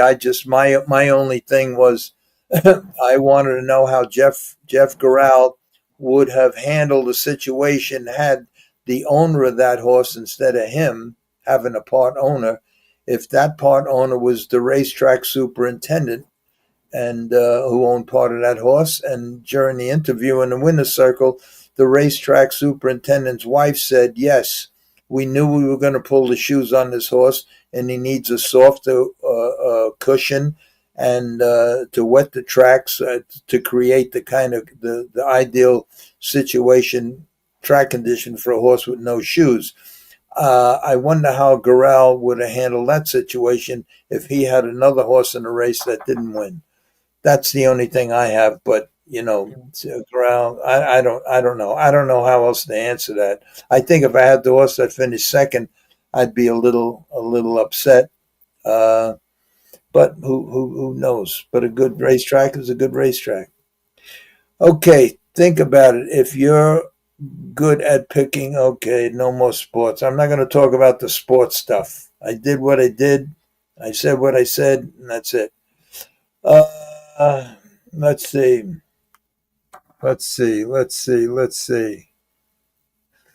What's this say? Thank you, Angelique. My kids, wife is so strong. Yeah, everybody, all bad reports. It's so sad. Obviously, everybody hoping for the best for you, sir. Yeah, we're all hoping the best for you, but that's absolutely. He sent me a thing now. They're hoping that it didn't get into his organs. Oh boy, I have 3-4 people that call me up. Besides that it's when I see the name, I hate to answer the phone. I'm not good at that stuff. I just feel so bad. I can't wait to get out of that hospital when I go in there. I don't know how these doctors could. I'm going to tell you something. If my blood test next time I take, because now I'm going on ivermectin full blast. Before I only took it for 10 days, I stopped, and it stopped it right in its tracks. It didn't get any worse. But if next time I go and it's completely clear, because right now it's below zero, it's 0.0. But if it's all zeros next time, I'm going to go in there. I'm going to ask for the head nurse or whoever's there, and I'm going to tell them, how could you do this? I'm going to make a big stink about it because it's terrible. I couldn't find a fucking parking space. I drove around for 40 minutes, up and down 5 levels, couldn't find. And then I go in there and there's no place to sit because everybody that's in there is in a wheelchair or they need the chair. It's just terrible, terrible, terrible, terrible. And they have a thing like ivermectin that it's proven, and I'm going to prove it in 2 more months, that works, and they can't put it on the thing, and they don't even mention it because, and I'll tell you what happened to me today. Let me just say this. They came to me today, and another doctor came in the room first, and he says, okay, he says, it went up 1 tick. It went up a little bit, he says, but I'm confident that with 6 months of chemotherapy, we will get a better report next month. And so he leaves, and he says, but I'm going to bring your regular doctor in, and she comes in, and he says, I think I have him convinced. And she laughed because I had a long talk with her. But they just keep pushing the same shit, and they don't ever mention ivermectin. And the minute you do mention it, they just change the subject right away. It's sad, but I'm going to make a big stink if this happens because it's not right. In fact, what I'm going to do is I'll take my phone. I'll take a video of the whole place. It's terrible. It's terrible when you got to see people suffer like that. Yeah, absolutely.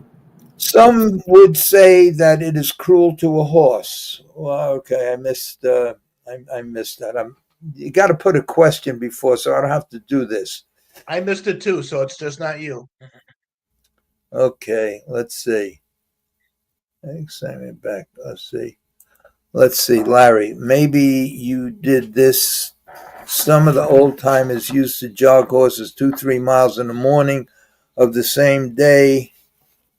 They were racing at night. Tying up may never be understood. What's your opinion? A lot of guys did that. You got to understand that tying up, it's a muscle tissue problem, and it's basically caused by. It could be caused by anxiety, stress, but mostly because of electrolytes deficiencies and electrolytes, vitamin E. How about Lasix? Well, Lasix too, but back then, when we were doing it, way back then, there was probably 80% of the horses on. I don't even think Lasix was invented until back then. But today it's mostly deficiencies in electrolytes or vitamin E and selenium, or a real rich diet, a high carbohydrates, something like that, or stress. So it's not a bad idea to certain horses. I jogged a couple of miles the morning of the race, so it's not a bad idea. But sometimes there's obviously reasons for it. That's why I mentioned last week there was a horse called Guts that used to tie up bad all the time after racing.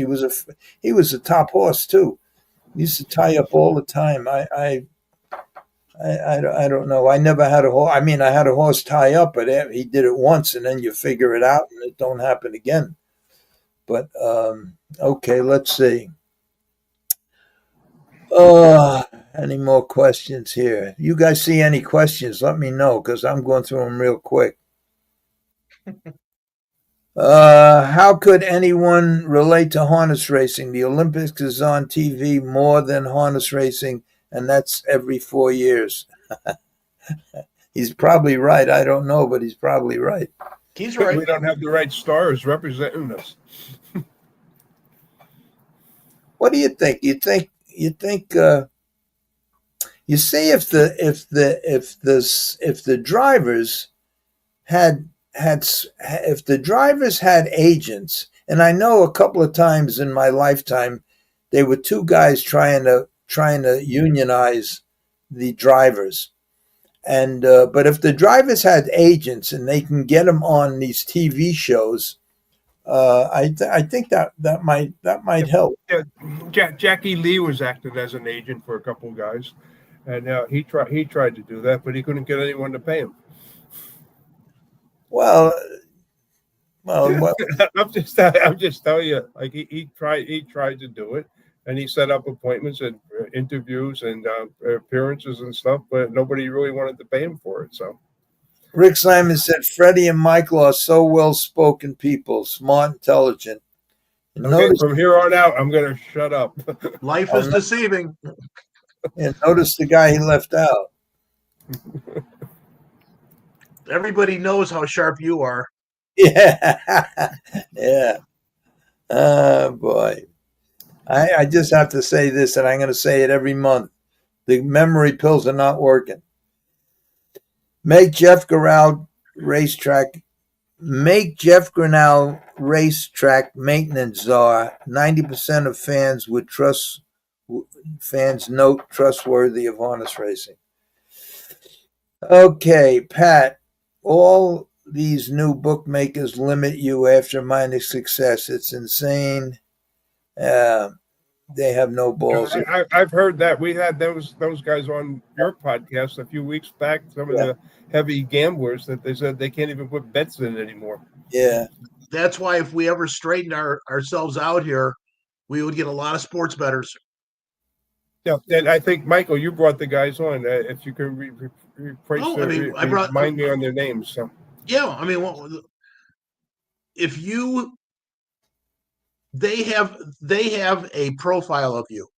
So if you go to a casino, they have a profile of you. If you look like you have a remote clue about winning, and you don't necessarily have to be winning, you could be breaking even.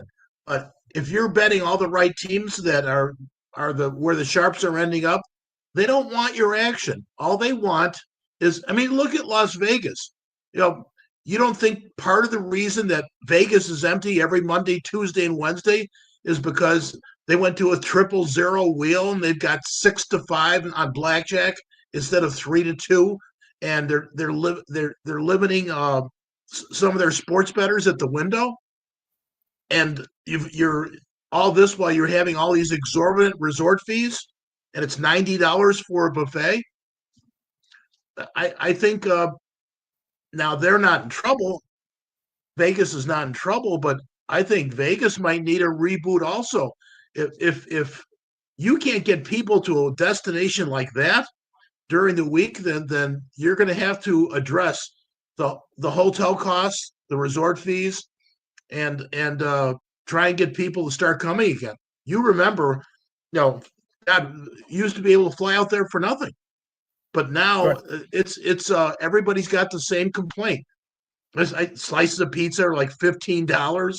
Well, if everybody leaves there and most people lose, and not only lose, but talk about the $100 buffet they had or the $12 bottle of water, well, yes, you're going to have a problem. So we're not the only people that are struggling in this economy. I think a lot of the leisure industry is trying to find their way here. Jesse Black says maybe a YouTube channel would be a good start. It's 2025. Not many listening to radio shows. Well, he might be right. Yeah, well, they're on a YouTube channel right now. Yeah, but everybody knows that this is a Mickey Mouse channel. We just fool around here most of the time. The only time it would be easier for someone serious to get a show on streaming than it is to get on a network. You don't need all that financing to get a show on streaming. It really comes down to I don't see anyone coming in with the financing to support it. Well, it's a battle to get financing to support anything in harness racing. this is going to have to become more entertaining at some point than it is. And then you have to fight other elements in the sport for financing, and they blackball you. So I mean, these are things that you have to face in our sport. So there's a thoroughbred. I think there's 2 thoroughbred channels. There's a famous trainer that's on the thoroughbred channel talking about, and he gets thousands and thousands of listeners. And I can't think of his name. I watched it when he first started, and I watched it grow, and it grew fast. And it's a very popular trainer, and I should know, but like I said, the memory pills are not working, so I don't remember. But yeah, but look at all the new people you're meeting. Yeah. Oh, me. Yeah. Well, my little Mickey Mouse thing. I mean, there's at the end of the day, like tomorrow morning, there'll be 500-600 people that watch during the night. And then by tomorrow there'll be 1,000 or 2, or the next day or whatever.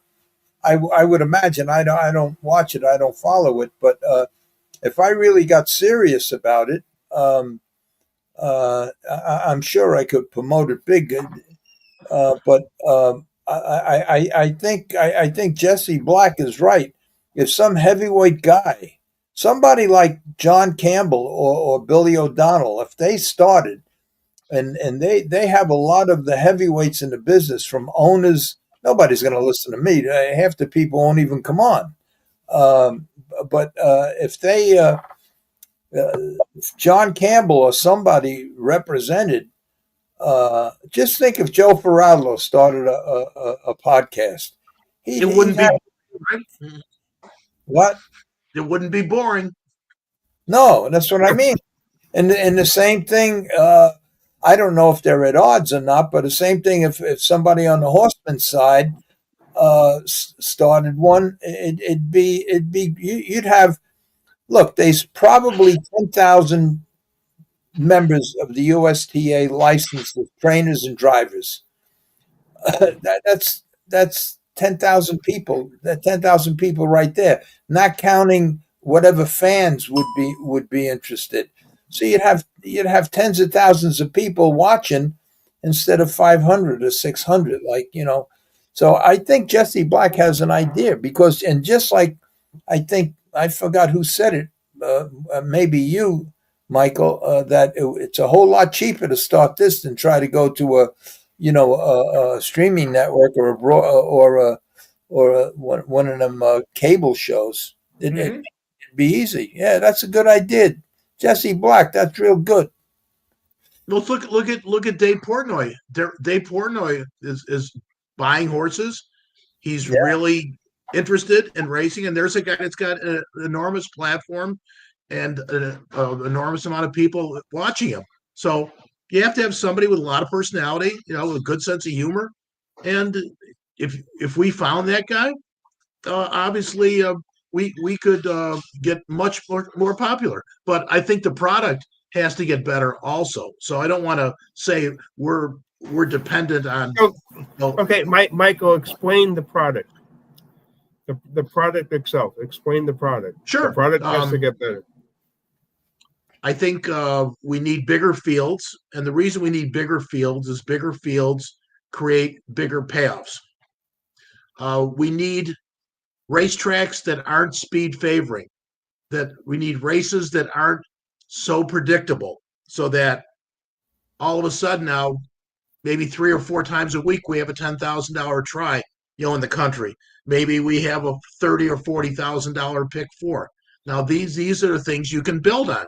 You can't build on $4 horses and $8 exactas. If that's what you got, of course, those people that are looking to do that should just go and play sports, because it's a lot easier to pick A versus B than it is to take $4 on a race with 9 horses.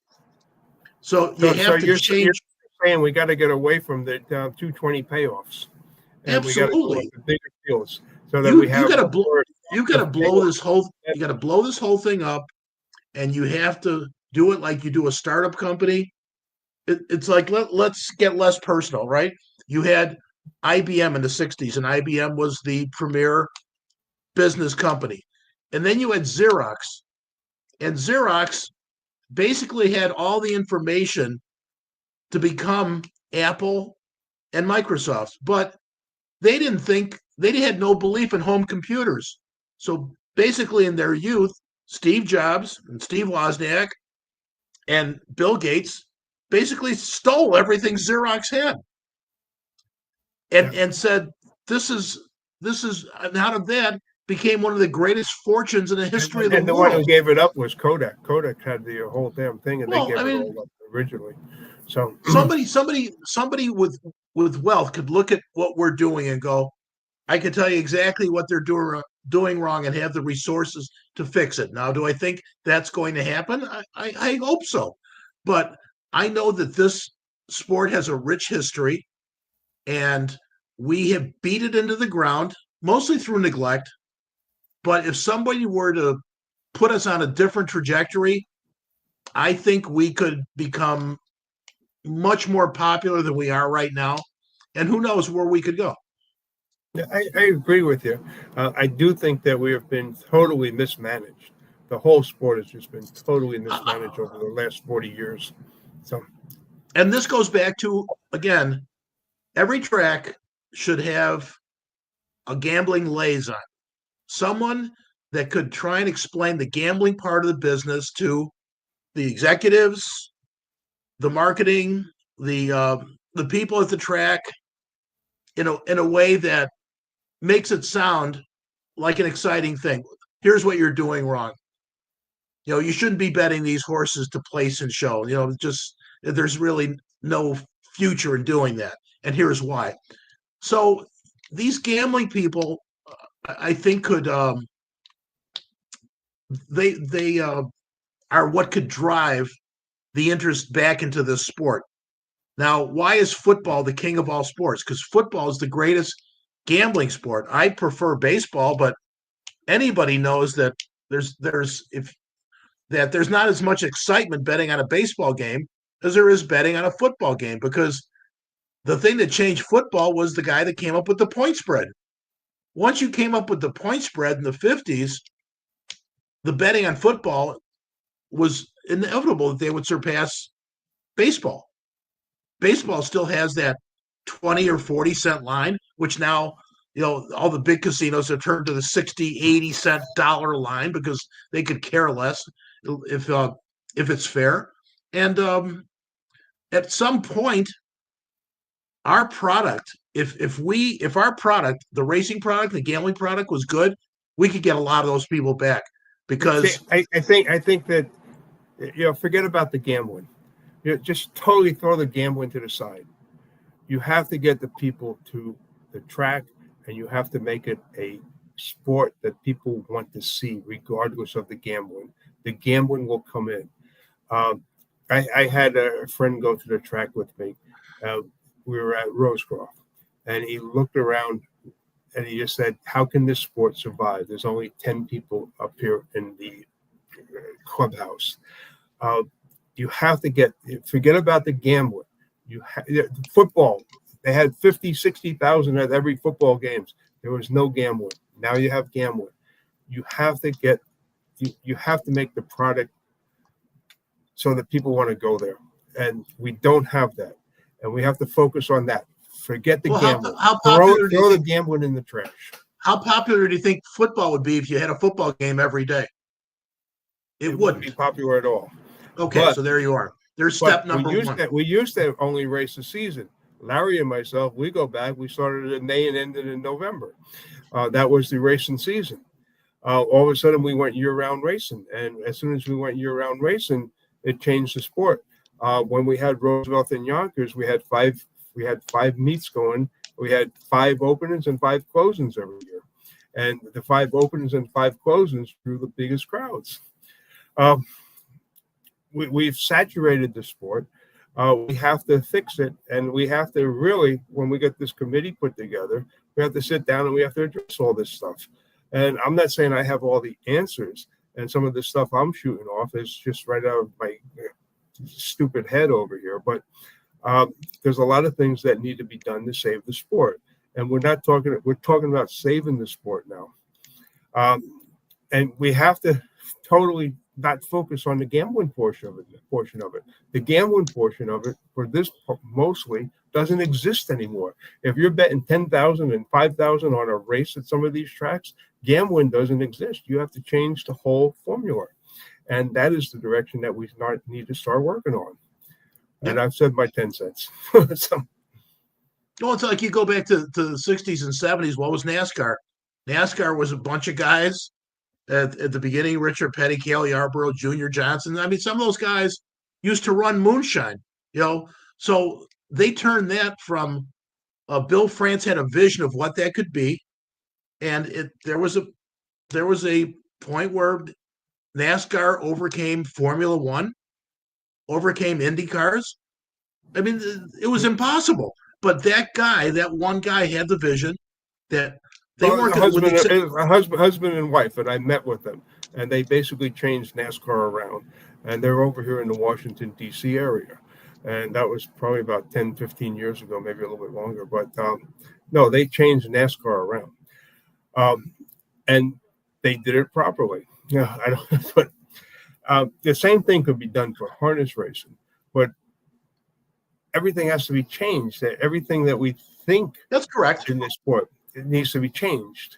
And I'm saying you have to throw the gambling portion to the side at this particular point and start looking at how to survive with this sport without gambling there, how to get people there without gambling, how to turn this into an event, how to make this something that people want to go to. You go to the Kentucky Derby, they have those executive races up there. They're charging like $20,000 for an admission. We have the Hamiltonian. We're charging $6.25 for admission. We should be charging $100 admission.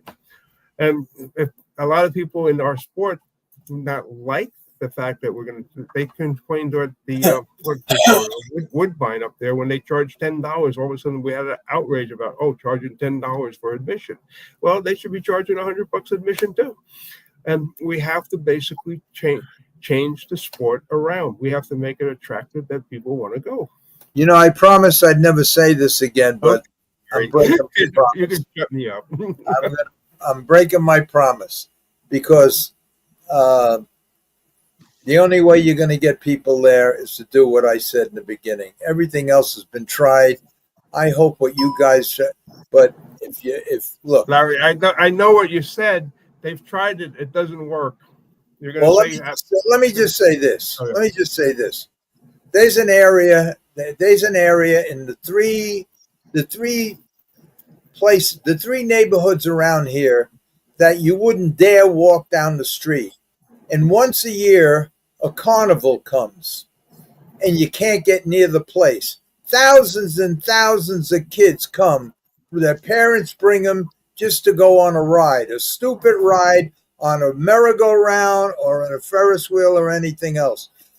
And they're filled. And right now, and I said it before and I'll say it again, if you in the middle of nowhere, if you put together a roller coaster, you'd have to run it 24 hours a day to satisfy the people that would show up.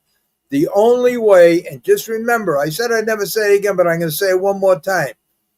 Let the kids hop on a jog cart with a bench seat, go in a race with them, and the grandstand will be full of kids with their parents. I ain't saying nothing else. Okay. Larry, I'm going to throw one at you. You're a preacher. Mike's a preacher. I'm a preacher. And if the only people that we preach to are our people, how many people are we going to get there? Every kid that wants to go on a ride. But they got to promote it. Larry, they got to promote it. It's a whole lot easier to promote than trying to get money from people that don't want to put up money for the last 40 years. But Larry, what I'm saying is nobody's going to promote it. They won't promote it. They won't put up the 10 cents to say that exists. Put it at $30 ad. Look, nobody promotes these little carnivals when they come into town. After the second day, you can't get in them. Right, because you see the tents when you go by. All right, But look. no, what I'm saying, Larry, is like, it's a great idea. I agree with you. But if you don't tell anyone that it exists, nobody's going to show up. Put a $30 ad in the newspaper. Free They rides. won't do it. They won't do it. I'm telling Okay, you, all right. they How won't do about it. The this only place question? they're going Gary to post D. it is on the USDA website to say, "Oh, we got this promotion going over here," and nobody else knows about it. Nobody in the outside public and media knows about it. That's where our sport is at right now. First you know of why all, they bet? Do you know why they bet 330,000 on the at Mohawk tonight? Do you have any How much of a bet did you put in? I got live to the last leg and got beat.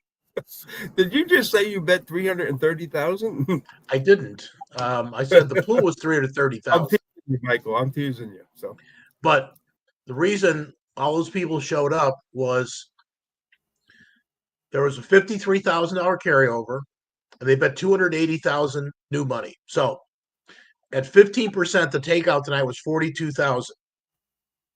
So, after all the math, there was 280,000 bet, and they paid out over 290,000. Everybody knows a bargain when they see it. Everybody will get involved if the price is right, and you just need to make the price right more often. The more you do it, the more response you'll get. It's not so hard. Michael, I'm going to throw another question at you. Sure. Back in the 70s, when they came out with the superfecta, the ticket for a superfecta was $3. The average payoff was $3,000. Now with these 20-cent superfecta payoffs, I see, like the payoffs are like ridiculous. They're like $3 for 20 cents. What is your thoughts on that? Shouldn't we go back to like maybe a $3 payoff? Yes. But harness racing is an outlier, and I'll tell you why. Because most thoroughbred tracks still run 9 races, and we run 14, 15, 16, right. 17. So if you did make it, you got to remember, Freddie, that we used to run a superfecta on the last race and a trifecta on the last race. Yeah, so last or second to last, yeah. Right. So everybody was playing at 17% throughout the whole day. You could last. How are you going to last when there's a superfecta on every race, a trifecta on every race, a pick 3 on every other race? They can't. So you have to protect everybody from themselves. So a solution, and what you just suggested, is have one superfecta per night. Absolutely. And have it at $3 per ticket. I think you could make it $1 and then raise to $2. But right now, if you just did it with our 14, 15, 16 race cards, how can people possibly last? You know, there was a reason that, you know, during the 70s, everybody could last. That you could make the superfecta earlier at the $3, like the third race or fourth race. In the end, you have to try and get. Now you would probably be able to answer this question better than me. Is there a race that on a card that is bet more than other races? Like, is the 4th race bet more than the 5th race or the 6th race? They should be figures. Second race is historically the worst race on any card. And the reason for that is the people that tend to get live in the double don't rebet. They will wait to see if they catch their double. So other than that, I think primetime is primetime, kind of like TV, between 8 and 10 or 10:30 at night. And the afternoon, obviously, all those hours are good. But afternoon is better than the noon. In other words, you got to put a gimmick in the last race to keep the people there. Well, I mean, that was the hook, right? But also we have to think on the fact that we're dealing with a different audience now, because most people are betting online; they're not there, and so people put bets in now, and then they look the next morning to see how they did. So, yes, I mean it's a different ball game. So the trifecta 40 years ago was enough. The double was what brought people to the race for the first race. and the trifecta was what kept you there for the last race. But it was only 10 races, so it was a good business plan. And if you go broke after the double, you're gone. Well, Let me ask you a there's going to be those question. people too. Let me ask you a question. This might be a stupid question because I didn't think. No question is stupid. Well, if it's a stupid question, you're asking it to the right guy. Yeah, okay. What would happen? What would happen if the racetrack closed and somehow management or the owner of the racetrack was able to stream races and still make the same money without the expenses of having a racetrack? Do you understand what I'm saying? You're saying stream races like a computer game? Yeah, just have no grandstand. Just like there's no barn area, no grandstand. Oh, that's been done. He's going to just show the races on television, but make the same amount of money streaming it without the expense of having. Well, Michael, wouldn't historic racing fall into that from Kentucky? As far as I think what Larry's talking about is having like studio racing. Am I right? Yeah. Well, it's sort of. I know what he's talking about, but the computer racing down in Kentucky is supporting the whole industry down there, and it's very similar to what he's talking about. You know, they're playing historic races. No, but I think what Larry's talking about is no fans, right? No, I know what he's talking about. Streaming the races at the various tracks and Pompano and when Pompano closed, they've been doing that at Spring Garden and a couple of other places where they've just been videoed the racing, but I don't think they've had pari-mutuel wagering on it. I'm not 100% sure about that, but I know exactly what he's talking about. But the historic computer racing is very similar to what he's talking about because they're just playing old races that had run, and I don't understand how they put it together to get the pari-mutuel law put through, but they have done that. Yeah, I mean, you're in Kentucky, so you might be able to explain that better. Well, you do not need a big look at what Belmont's doing. Belmont used to hold 60,000. I think the new Belmont's going to hold 10,000, and it's going to be a modern facility of 5 floors, but just in the middle down the stretch. What do you think about them putting a half-mile track there under lights? At Belmont? Yeah. Why would they do that? I think they've done that. I think that's in the blueprint. No. I'd have to double check on that. No. What they're going to have a what you have is the new prototype is like Gulfstream's got a tappeta track, they've got a turf track, and they've got a dirt track. I think Woodbine's got 2 turf courses.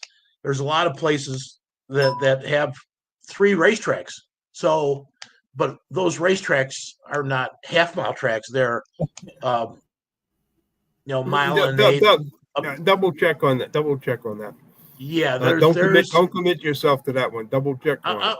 I'm going to go with 0% chance final answer.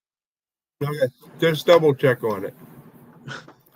and I don't know for a fact. I just know some stuff that I read where they were doing that because they were thinking about moving Yonkers over to Belmont, and so there's some stuff over there, and that's old stuff. But double check on that. I wish Yonkers the best, but I mean they're Yonkers going up against some incredibly wealthy people. Yonkers is done. Yeah, Yonkers has 2 more years. I'm not saying they're done. All I'm saying is that casino, what it's going to cost. They're going up against Steve Cohen. I mean, those people have infinite finances. How do you compete against those people? I don't know. Yonkers on a month-to-month lease right now, so Yonkers is done. As soon as they get that casino, boom, hotel, everything goes right up where the track is. So, all right, you want to answer this question here? Why? I think that's a good idea. Well, you could do both, right? You could have $5 million races and 10 $350,000 races. Like right now, you've got the secondary races The secondary races would be the Adios, the Hempt. I think the Hempt goes for 300,000. I think Hoosiers race might go for 300,000. And then you've got the Cleveland Classic, 200,000. The Garrity, you know, they're, of course, you want every race to be as good as possible. So I agree, Gary. You know, just. All right, I think thoroughbreds take a long time between starts because a lot of trainers can't solve lameness problems, even though they can't count. Mother Nature. Well, the reason for that is they're much faster, and the stress they put on themselves. A harness horse pretty much has a foot on the ground at all times, you know, but a thoroughbred is 1,000 pounds or 1,200 pounds going 35 miles an hour, and the pounds per square inch on that ankle is just why you have thoroughbreds get hurt a lot more than harness horses, and the speeds they're going. So it's a lot tougher. Well, Larry, you train both, right? Well, you just put up a pretty good argument. I was waiting for a thoroughbred trainer to come on to put up that argument, but you put up a pretty good argument. I could. You want to get into that, or you want me to continue this? Because what you said makes all I'm saying is, for the last 10 years, intermittently, we've had all kinds of concerns about horse safety. Well, we've removed the hub rail. The hub rail has that has been a big safety plus because a lot of accidents have been avoided because there's no hub rail, and also the horse itself isn't nearly as fast and puts as much pressure on their ankles as the thoroughbred. The thoroughbred, you see it sometimes, the thoroughbreds in flight. At top speed, they could be pushing, Larry, am I right? Could they be pushing close to 40 miles an hour? Yes. All right. So, I mean, on those ankles, you know, obviously it's not the greatest distribution of weight. So that's why thoroughbreds tend to get hurt and a lot more and hurt badly. Yeah, they also, when they switch gaits, they push it off on one toe, where more so than when we're pushing off on both sides. So a little bit different. So, you know, and they're going from 0 to 35 or 40 miles an hour out of the gate. We never have anything close to that. And it would be interesting to see what would happen if we started the thoroughbreds behind the starting gate, how fast they would go. I think it would be safer, right? I think so. They wouldn't have to I think you'd have some world records broke real quick too. I mean, when you think about that in a sprint, they're going 21 seconds from a standing start. How fast are they really going? It's incredible how fast they are. All right, that's it. What you just said is a very good argument. I was waiting for a thoroughbred trainer or a jockey to come up with that argument because it's a good argument. Not only is it a good argument, but it makes sense. Here's my answer to this question here. I think thoroughbreds take a long time between starts because a lot of trainers can't solve lameness or even diagnose it. They count on Mother Nature to do the job. Okay, so what Michael says makes a lot of sense, and if you never trained thoroughbreds or never paid that much attention, that makes a whole lot of sense, and it makes a lot of sense even if you did. But here's my answer to that: hundreds and hundreds of years ago, horses basically built this whole country. And it got to the point where it's basically accepted that a horse can carry 120 pounds on his back and do what it does. They built the racetracks to make things as easy as they could. That with the 3-4 inch cushion, with the base, they got it down. They got it down pretty good. Now, That's already a given. It's been going on now for close to 200 years, the racing that we see today. Now, when you don't race a horse right from the beginning, there's a couple of things. Some people say that, well, they shouldn't race 2-year-olds. The reason they race 2-year-olds is because it's a well-known fact to the people that know that when you train a horse as a yearling, the best thing that you could do is start out slow but finish quick. Concussion is what makes bones strong. If you don't do that, then bones are going to be weak for the rest of their lives. So start off slow, and I'll use just standardbred stuff so you understand.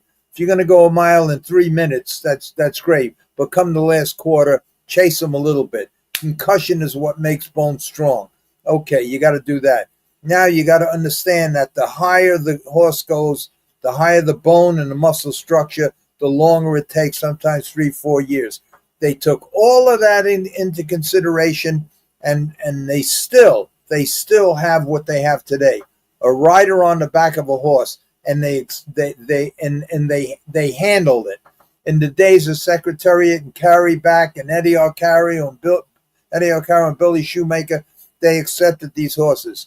You didn't see one horse die hardly ever horses break bones. Did it happen? Absolutely. Not at the rate it happens now. Did you see horses die of heart attacks? Maybe one a year. Now it's one a day, maybe more than that. The reason the horses are breaking down now are because of the drugs that are sucking the strength out of all the bones, from the calcium and everything else, from the drugs, the multitude of drugs they're giving the horses. The other thing is the lack of, how do you keep a horse physically fit? Because the reason horses break down most of the time, is especially soft tissue injuries, is because of slipping and sliding and not conditioned. The reason horses go from left to right and start losing their action is because of not well conditioned. And if you're well conditioned, lactic acid takes a whole lot longer to build up. So you could say that, and that's why milkshakes help so many horses, including the thoroughbreds, because it eliminates lactic acid buildup. So even though they're not that well conditioned, they can still go farther, not faster, but farther, and hold their condition. Why do you see horses that don't race in 3-4 weeks? They're still halfway down the stretch. They lose their action. They're switching leads, running in, running out, running sideways.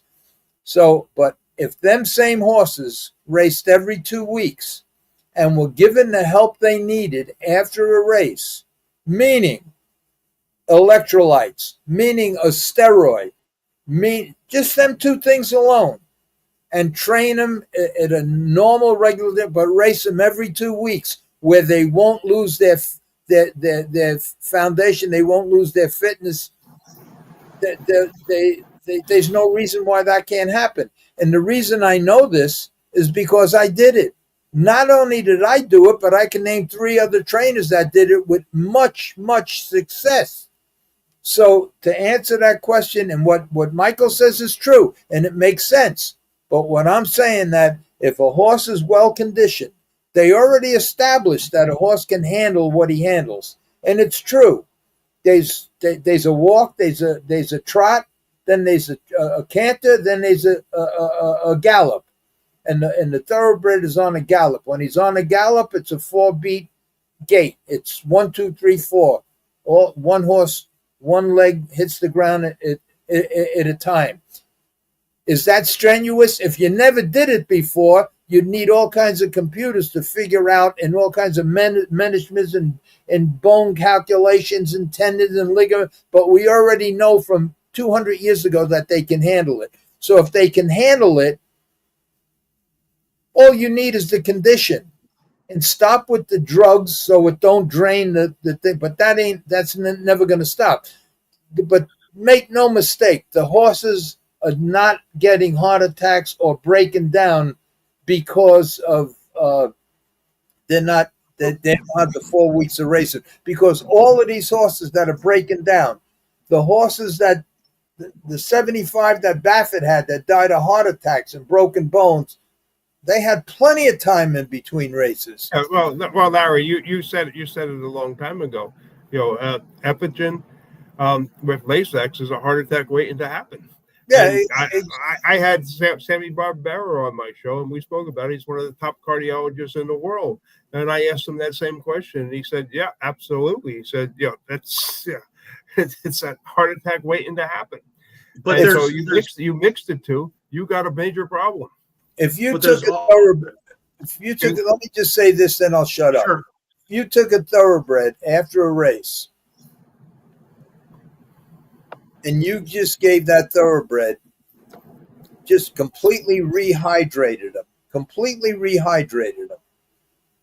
and gave him a shot of steroids and maybe a vitamin shot, and just left him in for one day. The next day, just walked him around the shed row. The next day, just jogged him a few miles, and then just go back into a regular routine right up to race day.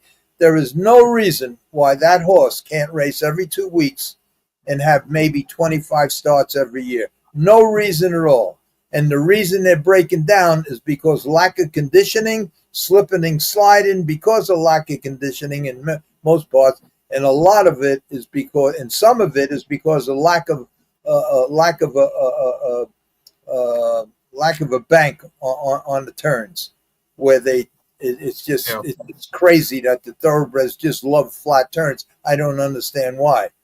And I even proved on one of my podcasts that if you increased the bank to maybe 7 or 8 degrees, the horse in the 3-path would lose less than 1 length from the horse on the rail. So it'd almost be equal just by, and not only that, but to keep a horse sounder.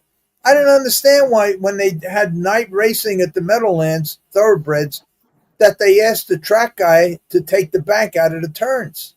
I couldn't believe it. I said, why? We don't want no bank. The track was banked at 3 degrees. They wanted it down to 1. I mean, are they fucking nuts?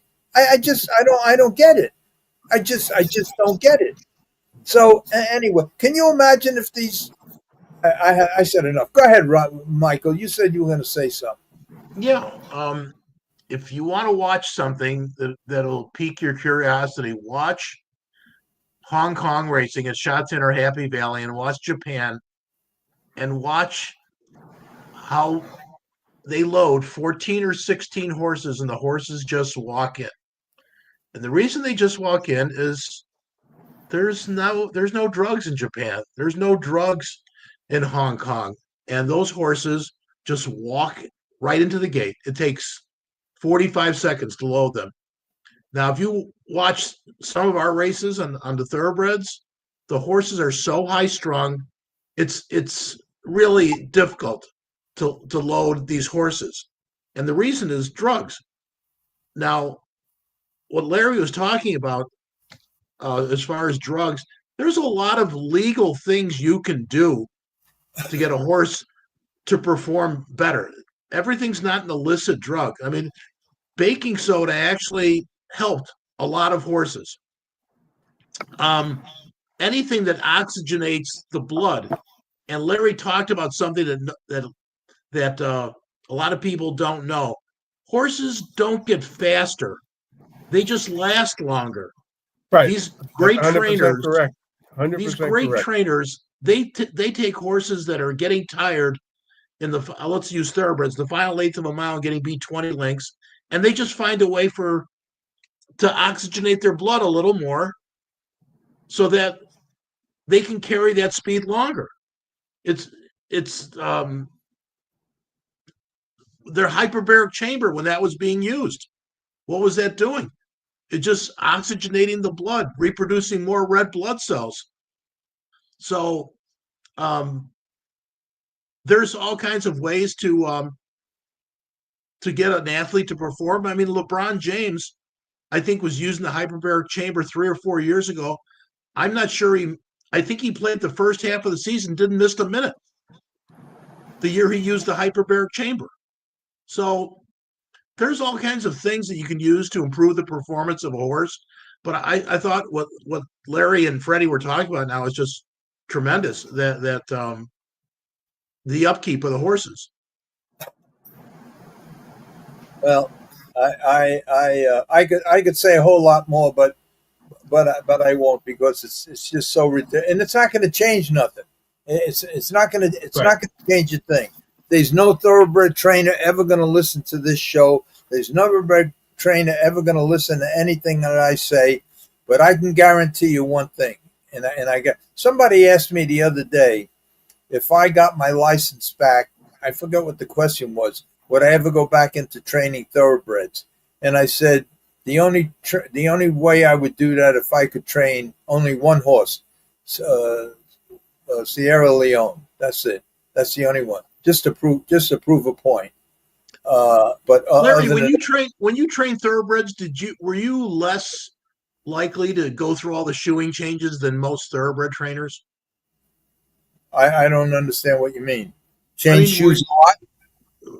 Yeah, no, but you know what gets me. You know what used to get me nuts with them is that they'd make such a big deal out of like they have different size grabs in the front of these shoes. Right. Yeah, the toe grabs.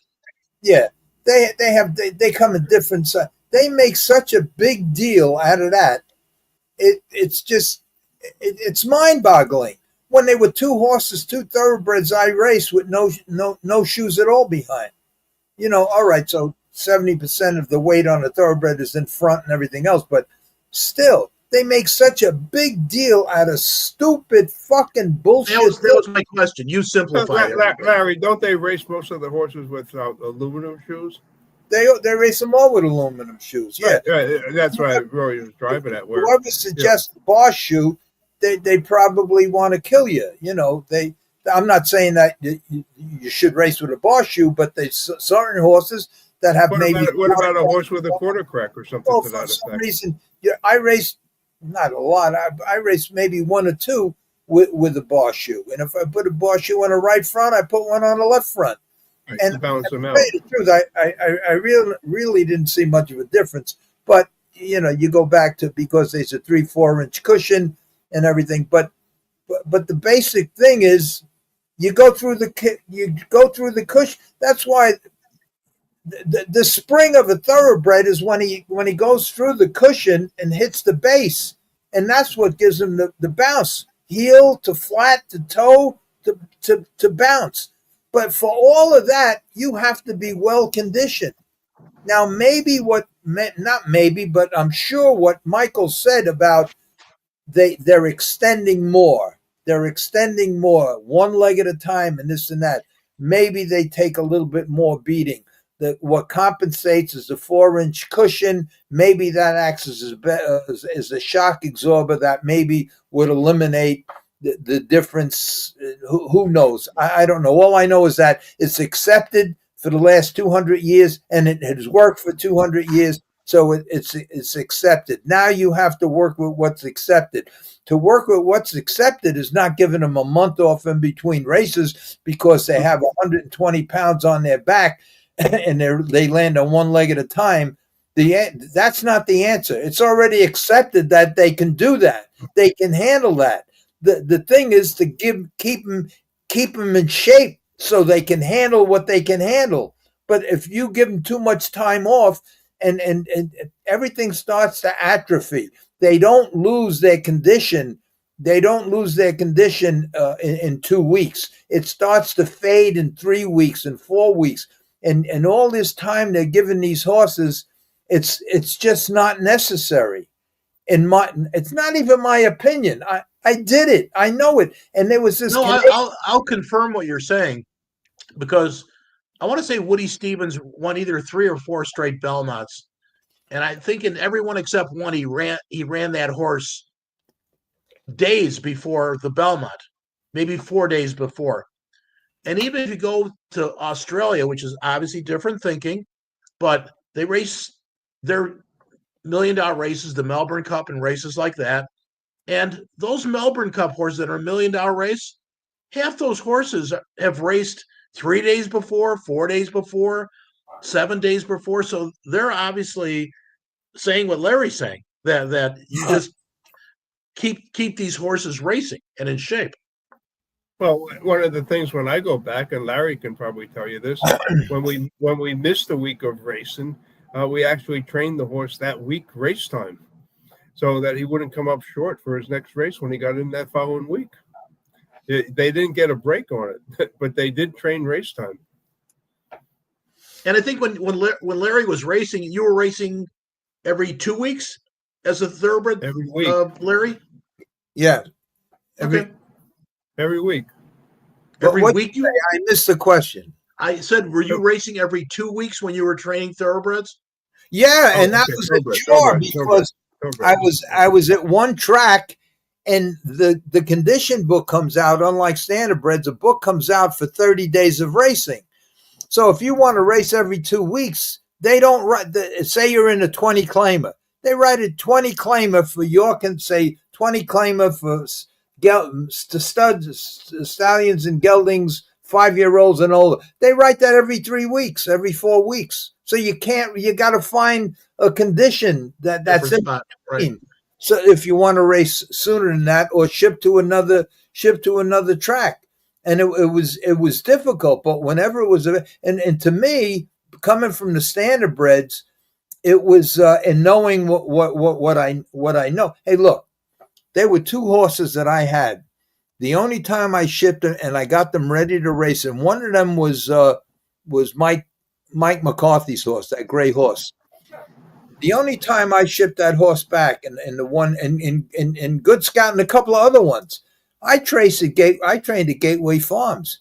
When I asked Michael, I says, Michael, bring I forgot his name, good guy, his exercise rider, bring him down, because it was only 25 minutes away from Monmouth Park, the Gateway.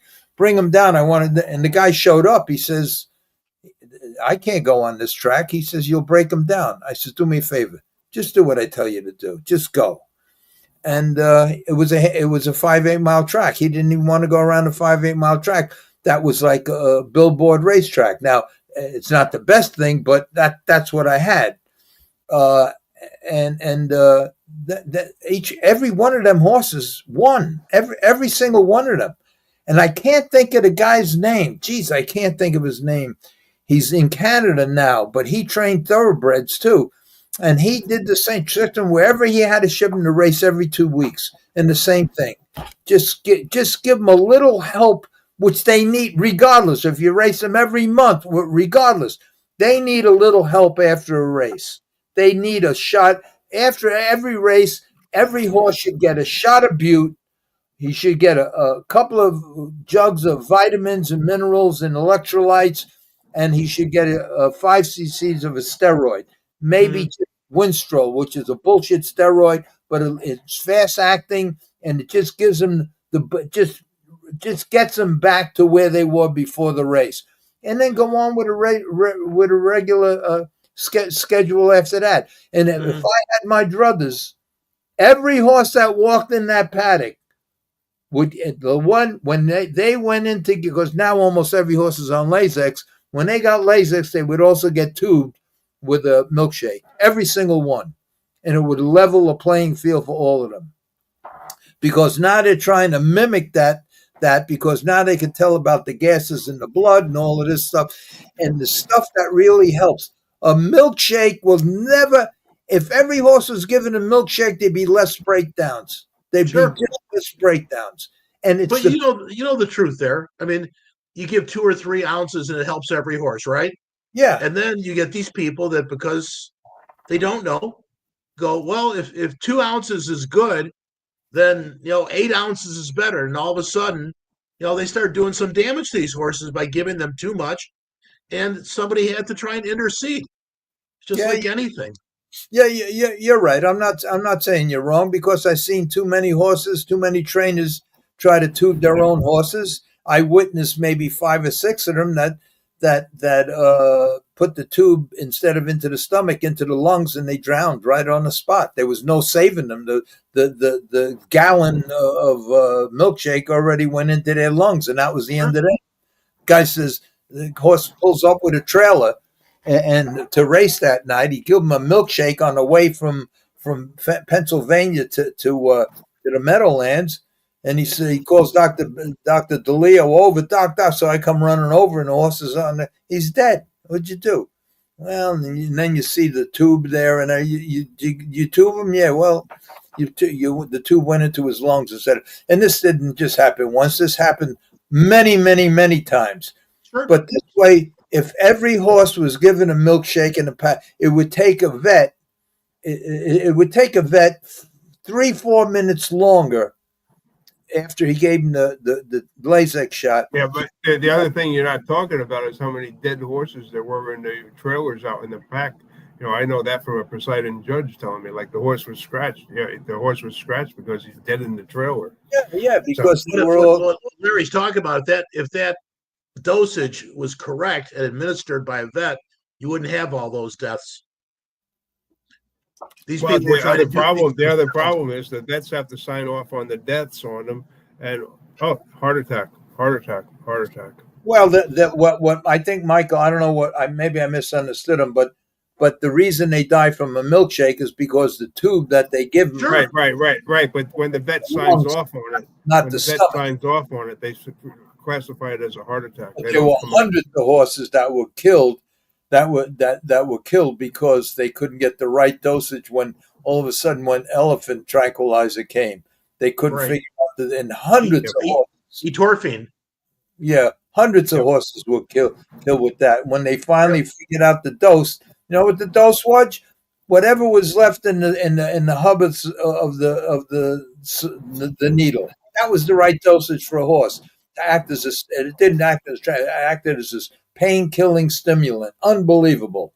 The best out there. But you know how many horses died before you get out? You know, every time something new comes out with a cold laser, hot laser, you know how many coffin bones went through the bottom of a horse's foot because people didn't just overabuse everything. Look at just, the problem we got with humans, overusing the drugs they're on. Yeah. And another thing that you got to know is that every single drug has a side effect, and they're giving these horses all of these drugs, and the horse can't say, hey, every time you give me that, I get such a pain over here. They can't tell you, where humans, and it's sad what's going on with these horses. It's but I'll tell you another thing. In my opinion, you're never going to stop it, because they could change one molecule in any drug and change, and so it passes the test. So that ain't ever going. And I learned that for sure when I had that one horse at Parks. I learned that. I got such a lesson there. I was out of business for a long time, but when I had that one horse at Parks, that one thoroughbred at Parks, I learned lessons. And as soon as it was my fault. It was 30 years before I was in the game, and 20 years, and I didn't do my homework. I should have went to the track where I was going to race at, and just ask around, and I didn't do that, and I found out something that I wasn't willing to do, that had to be done, and I just left, and that was that. And it's sad what's going on, and that's another thing that harness racing has to overcome.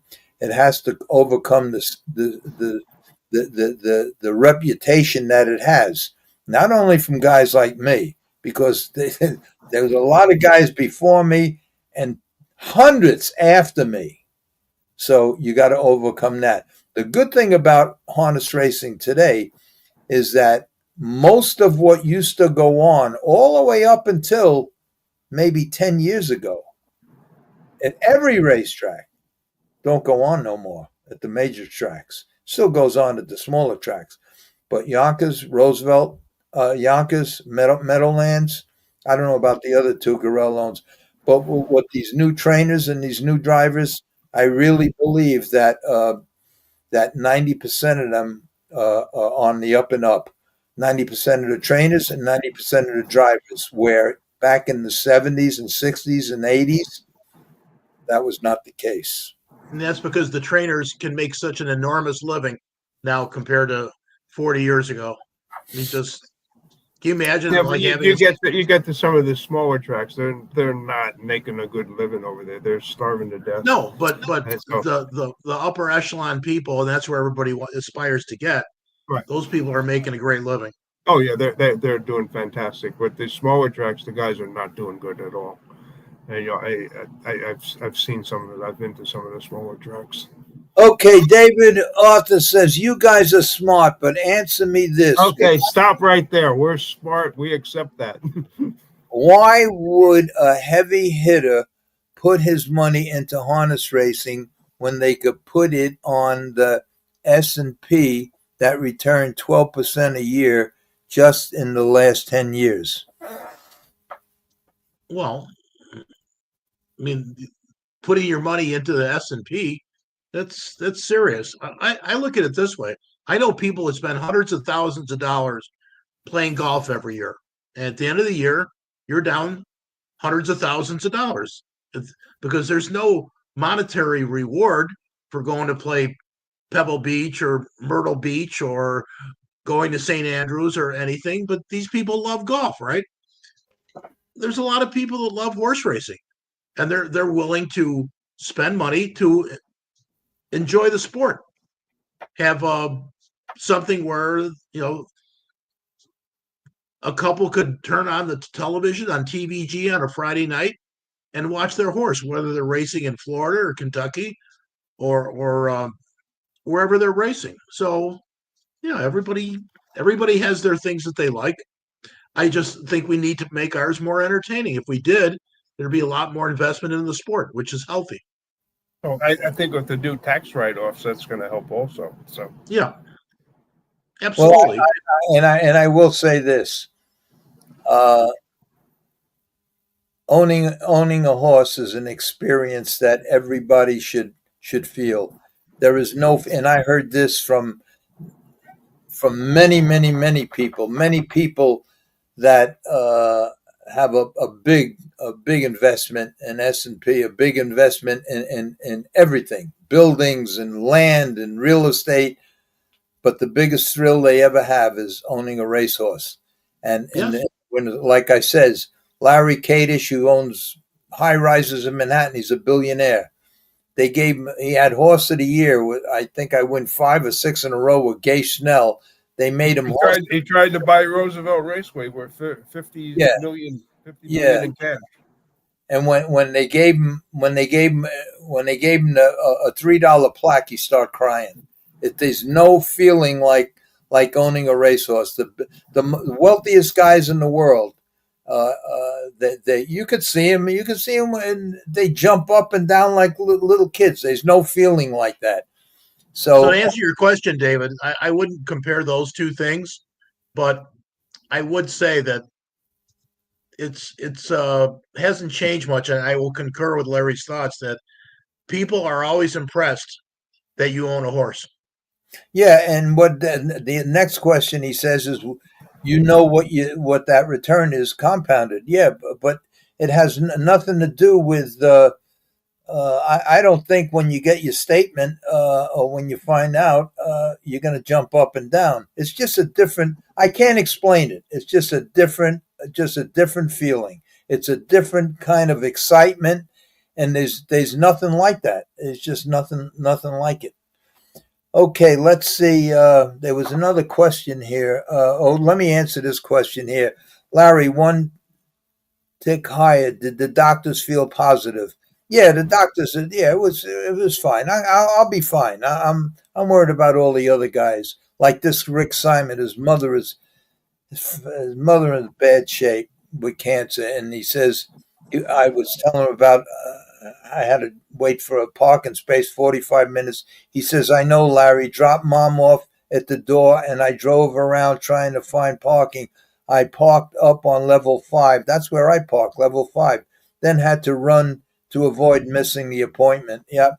And when they asked me to do a survey after the thing, I did the survey and said everything was perfect except you better build 10 levels or find a cure for cancer. Start using ivermectin. Okay. Let me just see if there's another question here. You gotta guys put Here's one for Michael. Michael, do you see a future where these casinos regulated by states would not be allowed to refuse action from players who'd never been involved in match fixing? I think I think the state should intervene because it's ludicrous that you're in the gambling business and you think that you can just take the sides of the losers. So in other words, your business model is to just hoard all the losers, and then anybody that breaks even or wins, you're just going to cast them aside, that they're not part of your business model. Well, would the state run any other business like that? I don't think they would. Would they? Okay, let's see what this says. Pompano, Cal Expo, and Freehold all shut down. Where are those employees, trainers, drivers, grooms? Michael, you could be fixing this sport. No, Michael's a pretty sharp guy. He has all the right ideas, but you need more than the right ideas. You need a lot of money. Cal Expo is still they're looking at a new home, and I will have news on this channel with Larry and of course with Freddie on any progress that he's making on bringing California racing to a new track. Wow. Okay.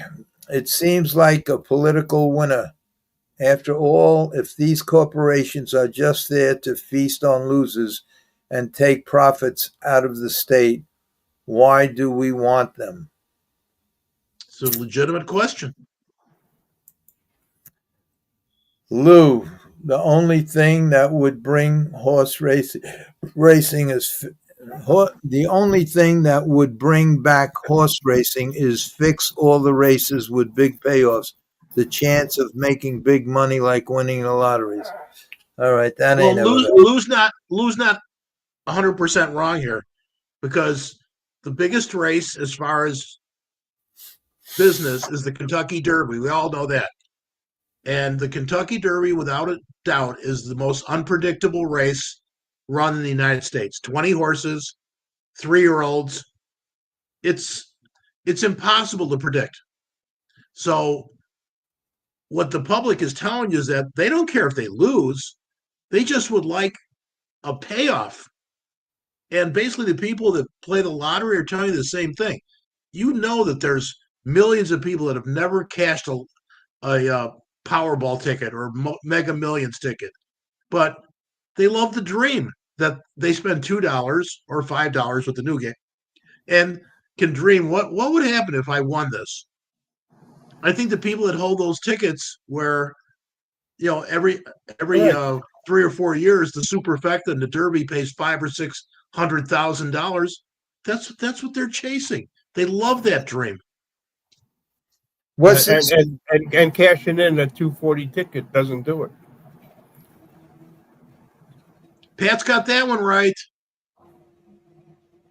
And what he's saying is that DraftKings, the parlays now, you run 4 or 5 team parlays, 32, 35% takeout. And what Vegas is doing in the games that we talked about earlier, the games are harder, 6-5 blackjack. But he's talking about DraftKings. It's like, let me make it less personal. Amazon comes in and forces millions of companies to go under, tens of millions of employees. So those companies, their business closes, their employees go on the unemployment dole, the ones that can't get rehired. So all those businesses go under, and Amazon, realistically, they have countries where they pay zero tax. So somebody explain to me how that works. That's why I will never, ever, ever, order anything from Amazon. Never. Here's another one for you, Michael. No, it should not, because it's an exhibition game. And to be perfectly honest, the footballs are getting kicked significantly farther, because you could try and think of the reason why this happens, but obviously the NFL, since the concussion protocol, doesn't want kickoff returns. So they love it when a guy kicks the ball 85 yards into the net, because they don't want that ball returned, because they did their research and they found out that's the most dangerous part of the game, which they're trying to eliminate. Okay, here's something about Eddie. Speaking of Naira, our friend Eddie DeLauro took home a few nice checks with 2/3 and a fourth. Mia Sophia rounded into form, will break her maiden on the turf at Aqueduct in September. Okay. Yep. Having some success. This is Boomer Mindset, why horse racing dying sport. Okay, let's see if there's any more questions for Michael or Freddie. Biggest problem is that people cannot get access. What's this say? People can actually see driver's face and make a connection. The one thing I will say about that is the Meadowlands always spent a lot of money on their television production. Like, I can remember my whole life that they turned for home and you could actually see that John Campbell had a mustache. So spending money on quality technology for TV, we need to have the very best television equipment we can. And I realize some of the smaller tracks can't afford to do this, but we need to upgrade our technology. That certainly has to go on the list of many, many other things. Yes. So I'm going to say, just going back to that last question, at the Meadowlands for the Hamiltonian, they had several horses on display over there where the public could actually see them. They had Muscle Hill over there. So the public could access the horses over there. And there were a couple of others that they had on display there too, which they listened to what the people want. And so they tried to accommodate them. I mean, people are impressed with horses.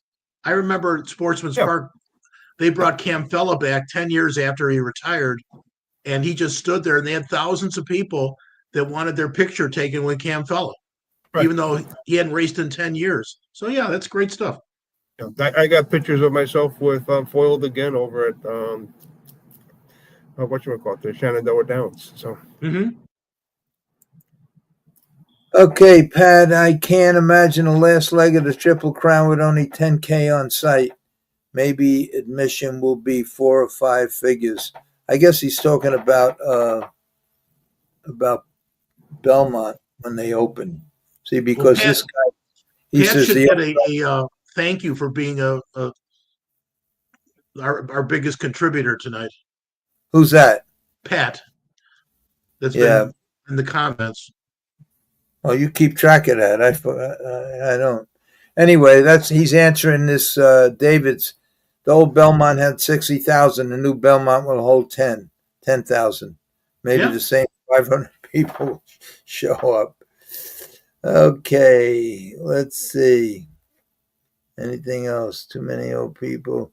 Let's see. I saw my name here. Larry, did you ever attempt to contact that female journalist? No, I didn't, but I should. I just have too much going on with a lot of things. I'm inventing something that's going to really make me very, very rich. I'm also doing my rewriting my movie thing. And then why are you rewriting it? But in case they don't do the series, I have a screenplay, but it's a first draft for a movie. And first draft, normally you need 4, 5, 6, 10, 15 rewrites, just to get it really good and condense it more and maybe eliminate some things. So what I did was I did the first draft. I copyrighted it so nobody could steal the story, even if they can't because it's my story. But I copyrighted it. And now I have to, just tighten it up a bit and in the event that they don't do the TV series. I just ran into a lot of bad luck with that. Go ahead. Freddie, why don't you give us a little advertisement on what's coming up on your show and where people can find your show? Okay, well, you can find my show at ustrots.com all the time. And we're going to do a follow-up next week with you, Gordon, and Rick. And there might be a couple other people included on that, basically talking about the business plan that Gordon's put to place and setting up the committee. We are setting up a committee to basically evaluate harness racing. And we are also, putting a business plan together to basically address what needs to be done in harness racing. And so, we're moving forward on that. We're doing some things that other people should have been doing. So, that's by the way, Gordon is in the 12th race at Pocono on Saturday with Twisted Destiny. So, oh, he's got a great horse there. We wish him the best of luck. And I had a gambling angle. I could be very wrong here, but the 11th race at Pocono Saturday afternoon is a trot, and the Hamiltonian and Oaks winner Conversano is in that race. And I'm going to play that horse to bounce. She's obviously good enough, but Yo Tilly is perfect on the season, and she's going to attract a lot of play. But the two horses that interest me in that race are What a Bid Hanover, who I have no idea. She looks like she was sliding all over the track the last 2 weeks at the Meadowlands. Maybe a change in venue will be good for her. And Delaney Hanover, she's got probably the best late kick in the race, and she will be very, very pricey in there. So, and then at the Meadowlands tomorrow, they have that pick 4 that's going to be, probably close to $200,000. And I was looking at a price shot in the 12th race. That would be Salzbrook, Wrapped Earth, just a mid-range deep closer. I think if the early fractions are right, I think this horse could be right there at a pretty decent price. Michael, the other thing I'm going to add in here is, like, I'm working very hard on getting the Mike LeChance tribute video out. And so that I anticipate being done with it between the 20th and 25th of this month. The research has been a little bit harder than I anticipated, but we're moving forward on that and putting everything together. And so I got some pretty good quotes coming out that I've been able to find through various articles throughout the years. And it looks it's coming out good. It should be just as good, if not better, than the Carmine Abatello video. Okay, for you people that are still watching, there it is, www.ustrots.com. Be a sponsor, help Freddie out, and you'll be mentioned in the book and on this show. Well, not the book, on the video. On the video. All right, here's another one for you, Michael. Just what I was talking about with golf, and Steve is saying, a person that spends tens of thousands of dollars going to an NFL game, at the end of the year, you're out $20,000, $40,000, $60,000. I mean, what's it cost to take a family of 4 to Yankee Stadium for 81 games, right? I mean, a lot. That's.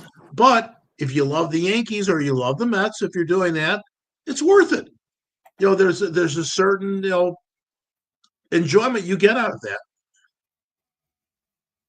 And what PM is talking about here, that goes to if we could ever straighten things out.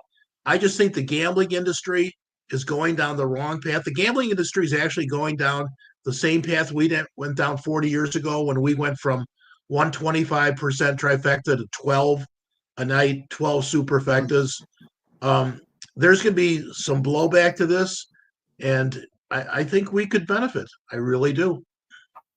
People aren't going to stop gambling because they're getting juiced 35% playing 5-team parlays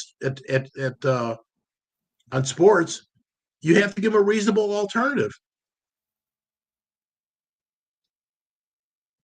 Okay. Right. Jimmy the Greek, Larry, you scared Manny away. He hasn't been on since you yelled. I'm going to interrupt before Larry starts. So let's take this moment to thank everyone for watching. and wish Larry the best of luck with his book and his movie. And his health. Obviously, And his wishes and wish Freddie the best with his show. And please tune in to Freddie's show next Thursday, right in the morning. And I thank everyone for listening. I think you're part of creating the dialogue. We thank you. Do you guys want to talk about this at all before you go? I think we talked about it that eventually this was a law that didn't make any sense, and they're in the they're going to correct this, and you're going to have back to 100% deductibility, which is really going to be great for anybody who gambles on sports, cards, horses. Yeah, it's great. Okay. Right. And the people you need to thank on that is like Andy Barr and Mitch McConnell. They're the ones that put that through. Thank you. And you go Sheen Smealy, and there's a couple other people that did that too. But they're the ones that really pushed that through as soon as they saw that mistake, and they went to work on it right away. And they're also the ones that put in the tax deductible and stuff for the sport. Andy Barr just needs to get a lot of thank yous and credits on that. Okay, Michael, thank you so much for coming back. Support the races, everyone. Support the races. All right. Good night, Michael. Good night. Good night. Always a pleasure, Larry. Yeah, I'm gonna answer this, Jimmy the Greek. I know Michael didn't want to hear it, and I'm sure you don't want to hear it, so I'm just gonna answer Jimmy the Greek. He says, Larry, you scared Manny away. He hasn't been on since you yelled at him. I don't know if I yelled at him or not. All I know is that Manny took me to his friend's house, his business partner's house. And I did nothing but respect them in every way. I went out of my way to respect them. I gave nothing but respect. I was courteous. I was friendly. I was respectful. I was everything you should be especially when you're meeting new people. And that's the way I want my podcast to go. The people that are on my podcast, I don't promote it. I don't do anything like that. I don't ask for money. I don't promote it. I think I had 2,000 or 3,000 subscribers. They got to beg me to put up, hit like, and I don't ever do it. I do it because I enjoy talking with Freddie and Michael and Joe and Eddie and Anthony and friends I haven't seen in 40, 50 years. And then now some new friends that came on. And I don't need, whether he's a friend or not, I don't need somebody on this podcast that criticizes something that somebody else says and just is, in my opinion, and in my podcast, my opinion is the only one that counts. I don't give a fuck about anybody else's opinion. It's my podcast, and my opinion is what counts. So in my opinion, Manny started disrespecting my friends from the first time he come on. I would never, ever come on Manny's podcast, if he had one, and fall asleep and get up and just total bullshit and nonsense, total disrespect. And I took that personal, but I let it go. I let go the next time he come on. I let that go. But then there's certain things I can't let go.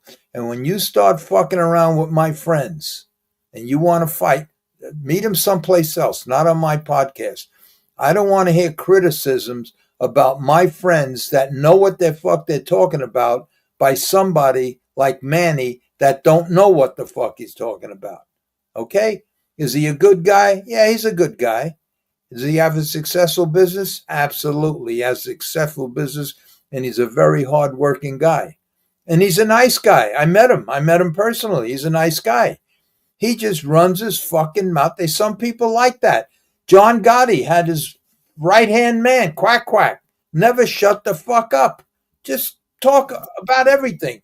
Half the things he talked about, he didn't know what that's why they called him quack, quack. But he just never shut up. No matter what you said, he had the answer. No matter what you said, he had the opposite. He had to criticize everything. And that was what Manny was doing on my podcast. My podcast, every other statement was a comment was from Manny criticizing somebody else. He don't know what the fuck he's talking about. What does he know? How does every fucking thing was a criticize, and 90% of it was wrong. But even if he was right, there's a way to criticize somebody in a nice way. Especially if Manny ever introduced me to a friend of his who had a podcast, I would never, ever, ever disrespect that guy.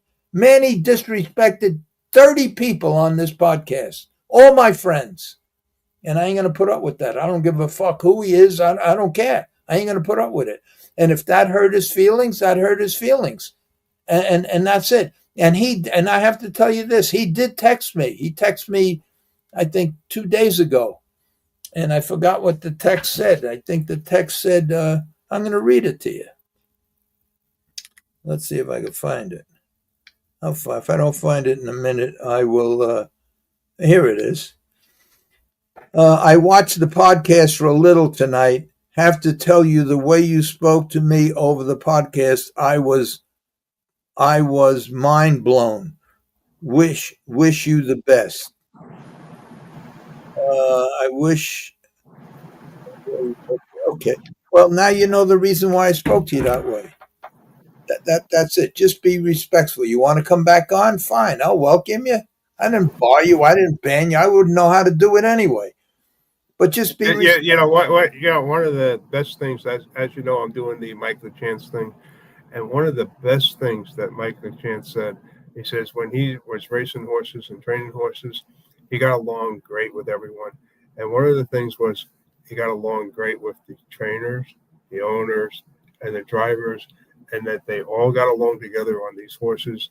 And he said when you had something that was misbalanced, where the trainer didn't get along with the driver, the owner didn't get along with the driver, it all fucking shit fell apart. So, but it was just something that I just really thought that was very PM great insight, great insight on his part. I just want to read that. Just came in just before I was going to shut down. PM Larry, when you have a Hall of Famer O'Donnell and Donnie Dancer on, and he did what he did, that pissed me off because I was so interested in what they were talking about. Yeah, it's not only that, but he says to Greg Peck, he says to Scott Nance, they don't know what the fuck they're talking about. I mean, these guys been in the business between the two of them a total of 100 fucking years in every phase of the business. Manny's 42 years old. He owns a couple of racehorses with Ray Schnichter. I mean, what the fuck does he know? I mean, it's just, you know, and he caught. He just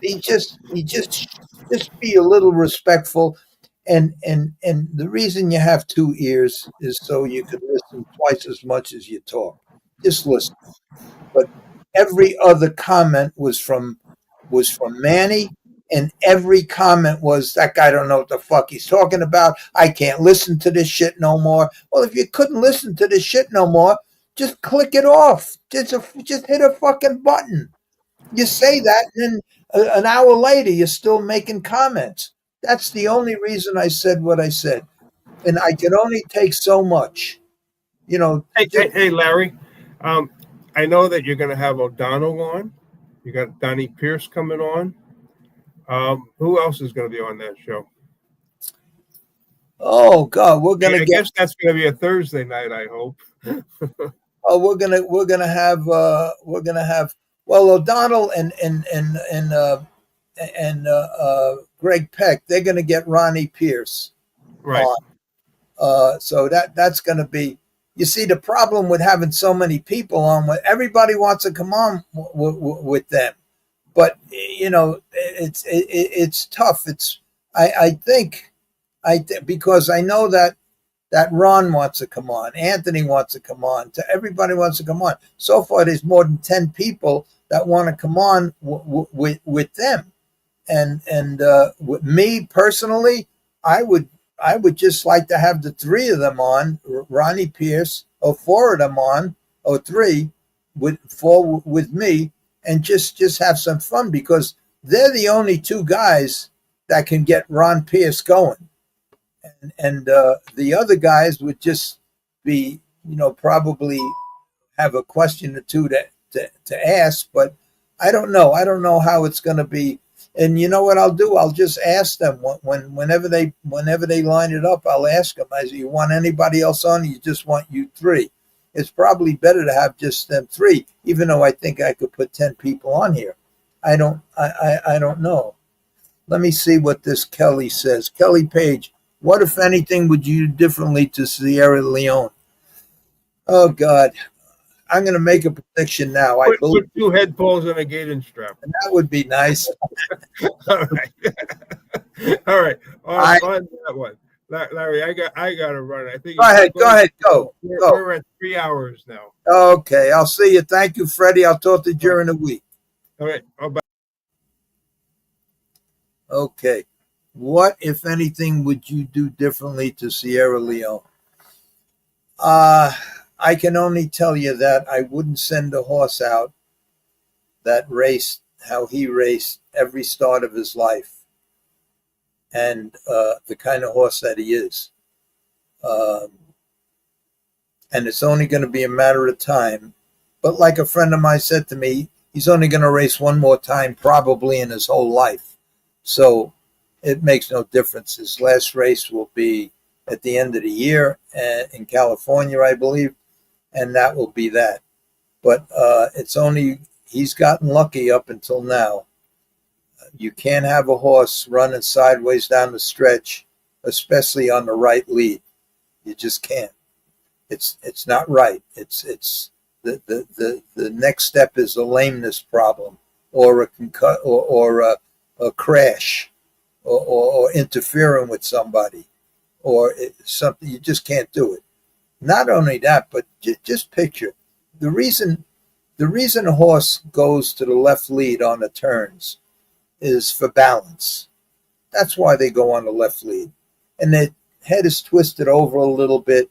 Just centrifugal force brings it that way, and they have to switch to the left lead. Now, when you're on the left lead, everything is in balance.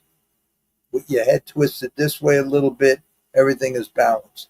When you're down the straightaways, they switch to the right lead as soon as they hit the straightaways. Now, once if their heads don't go straight or tilt a little this way, they're off balance. So now you have Sierra Leone switches leads properly and twists his head to the right and runs in on the right lead. Completely off balance, loses momentum, loses everything, and plus the most interfering with other horses. He's been lucky so far.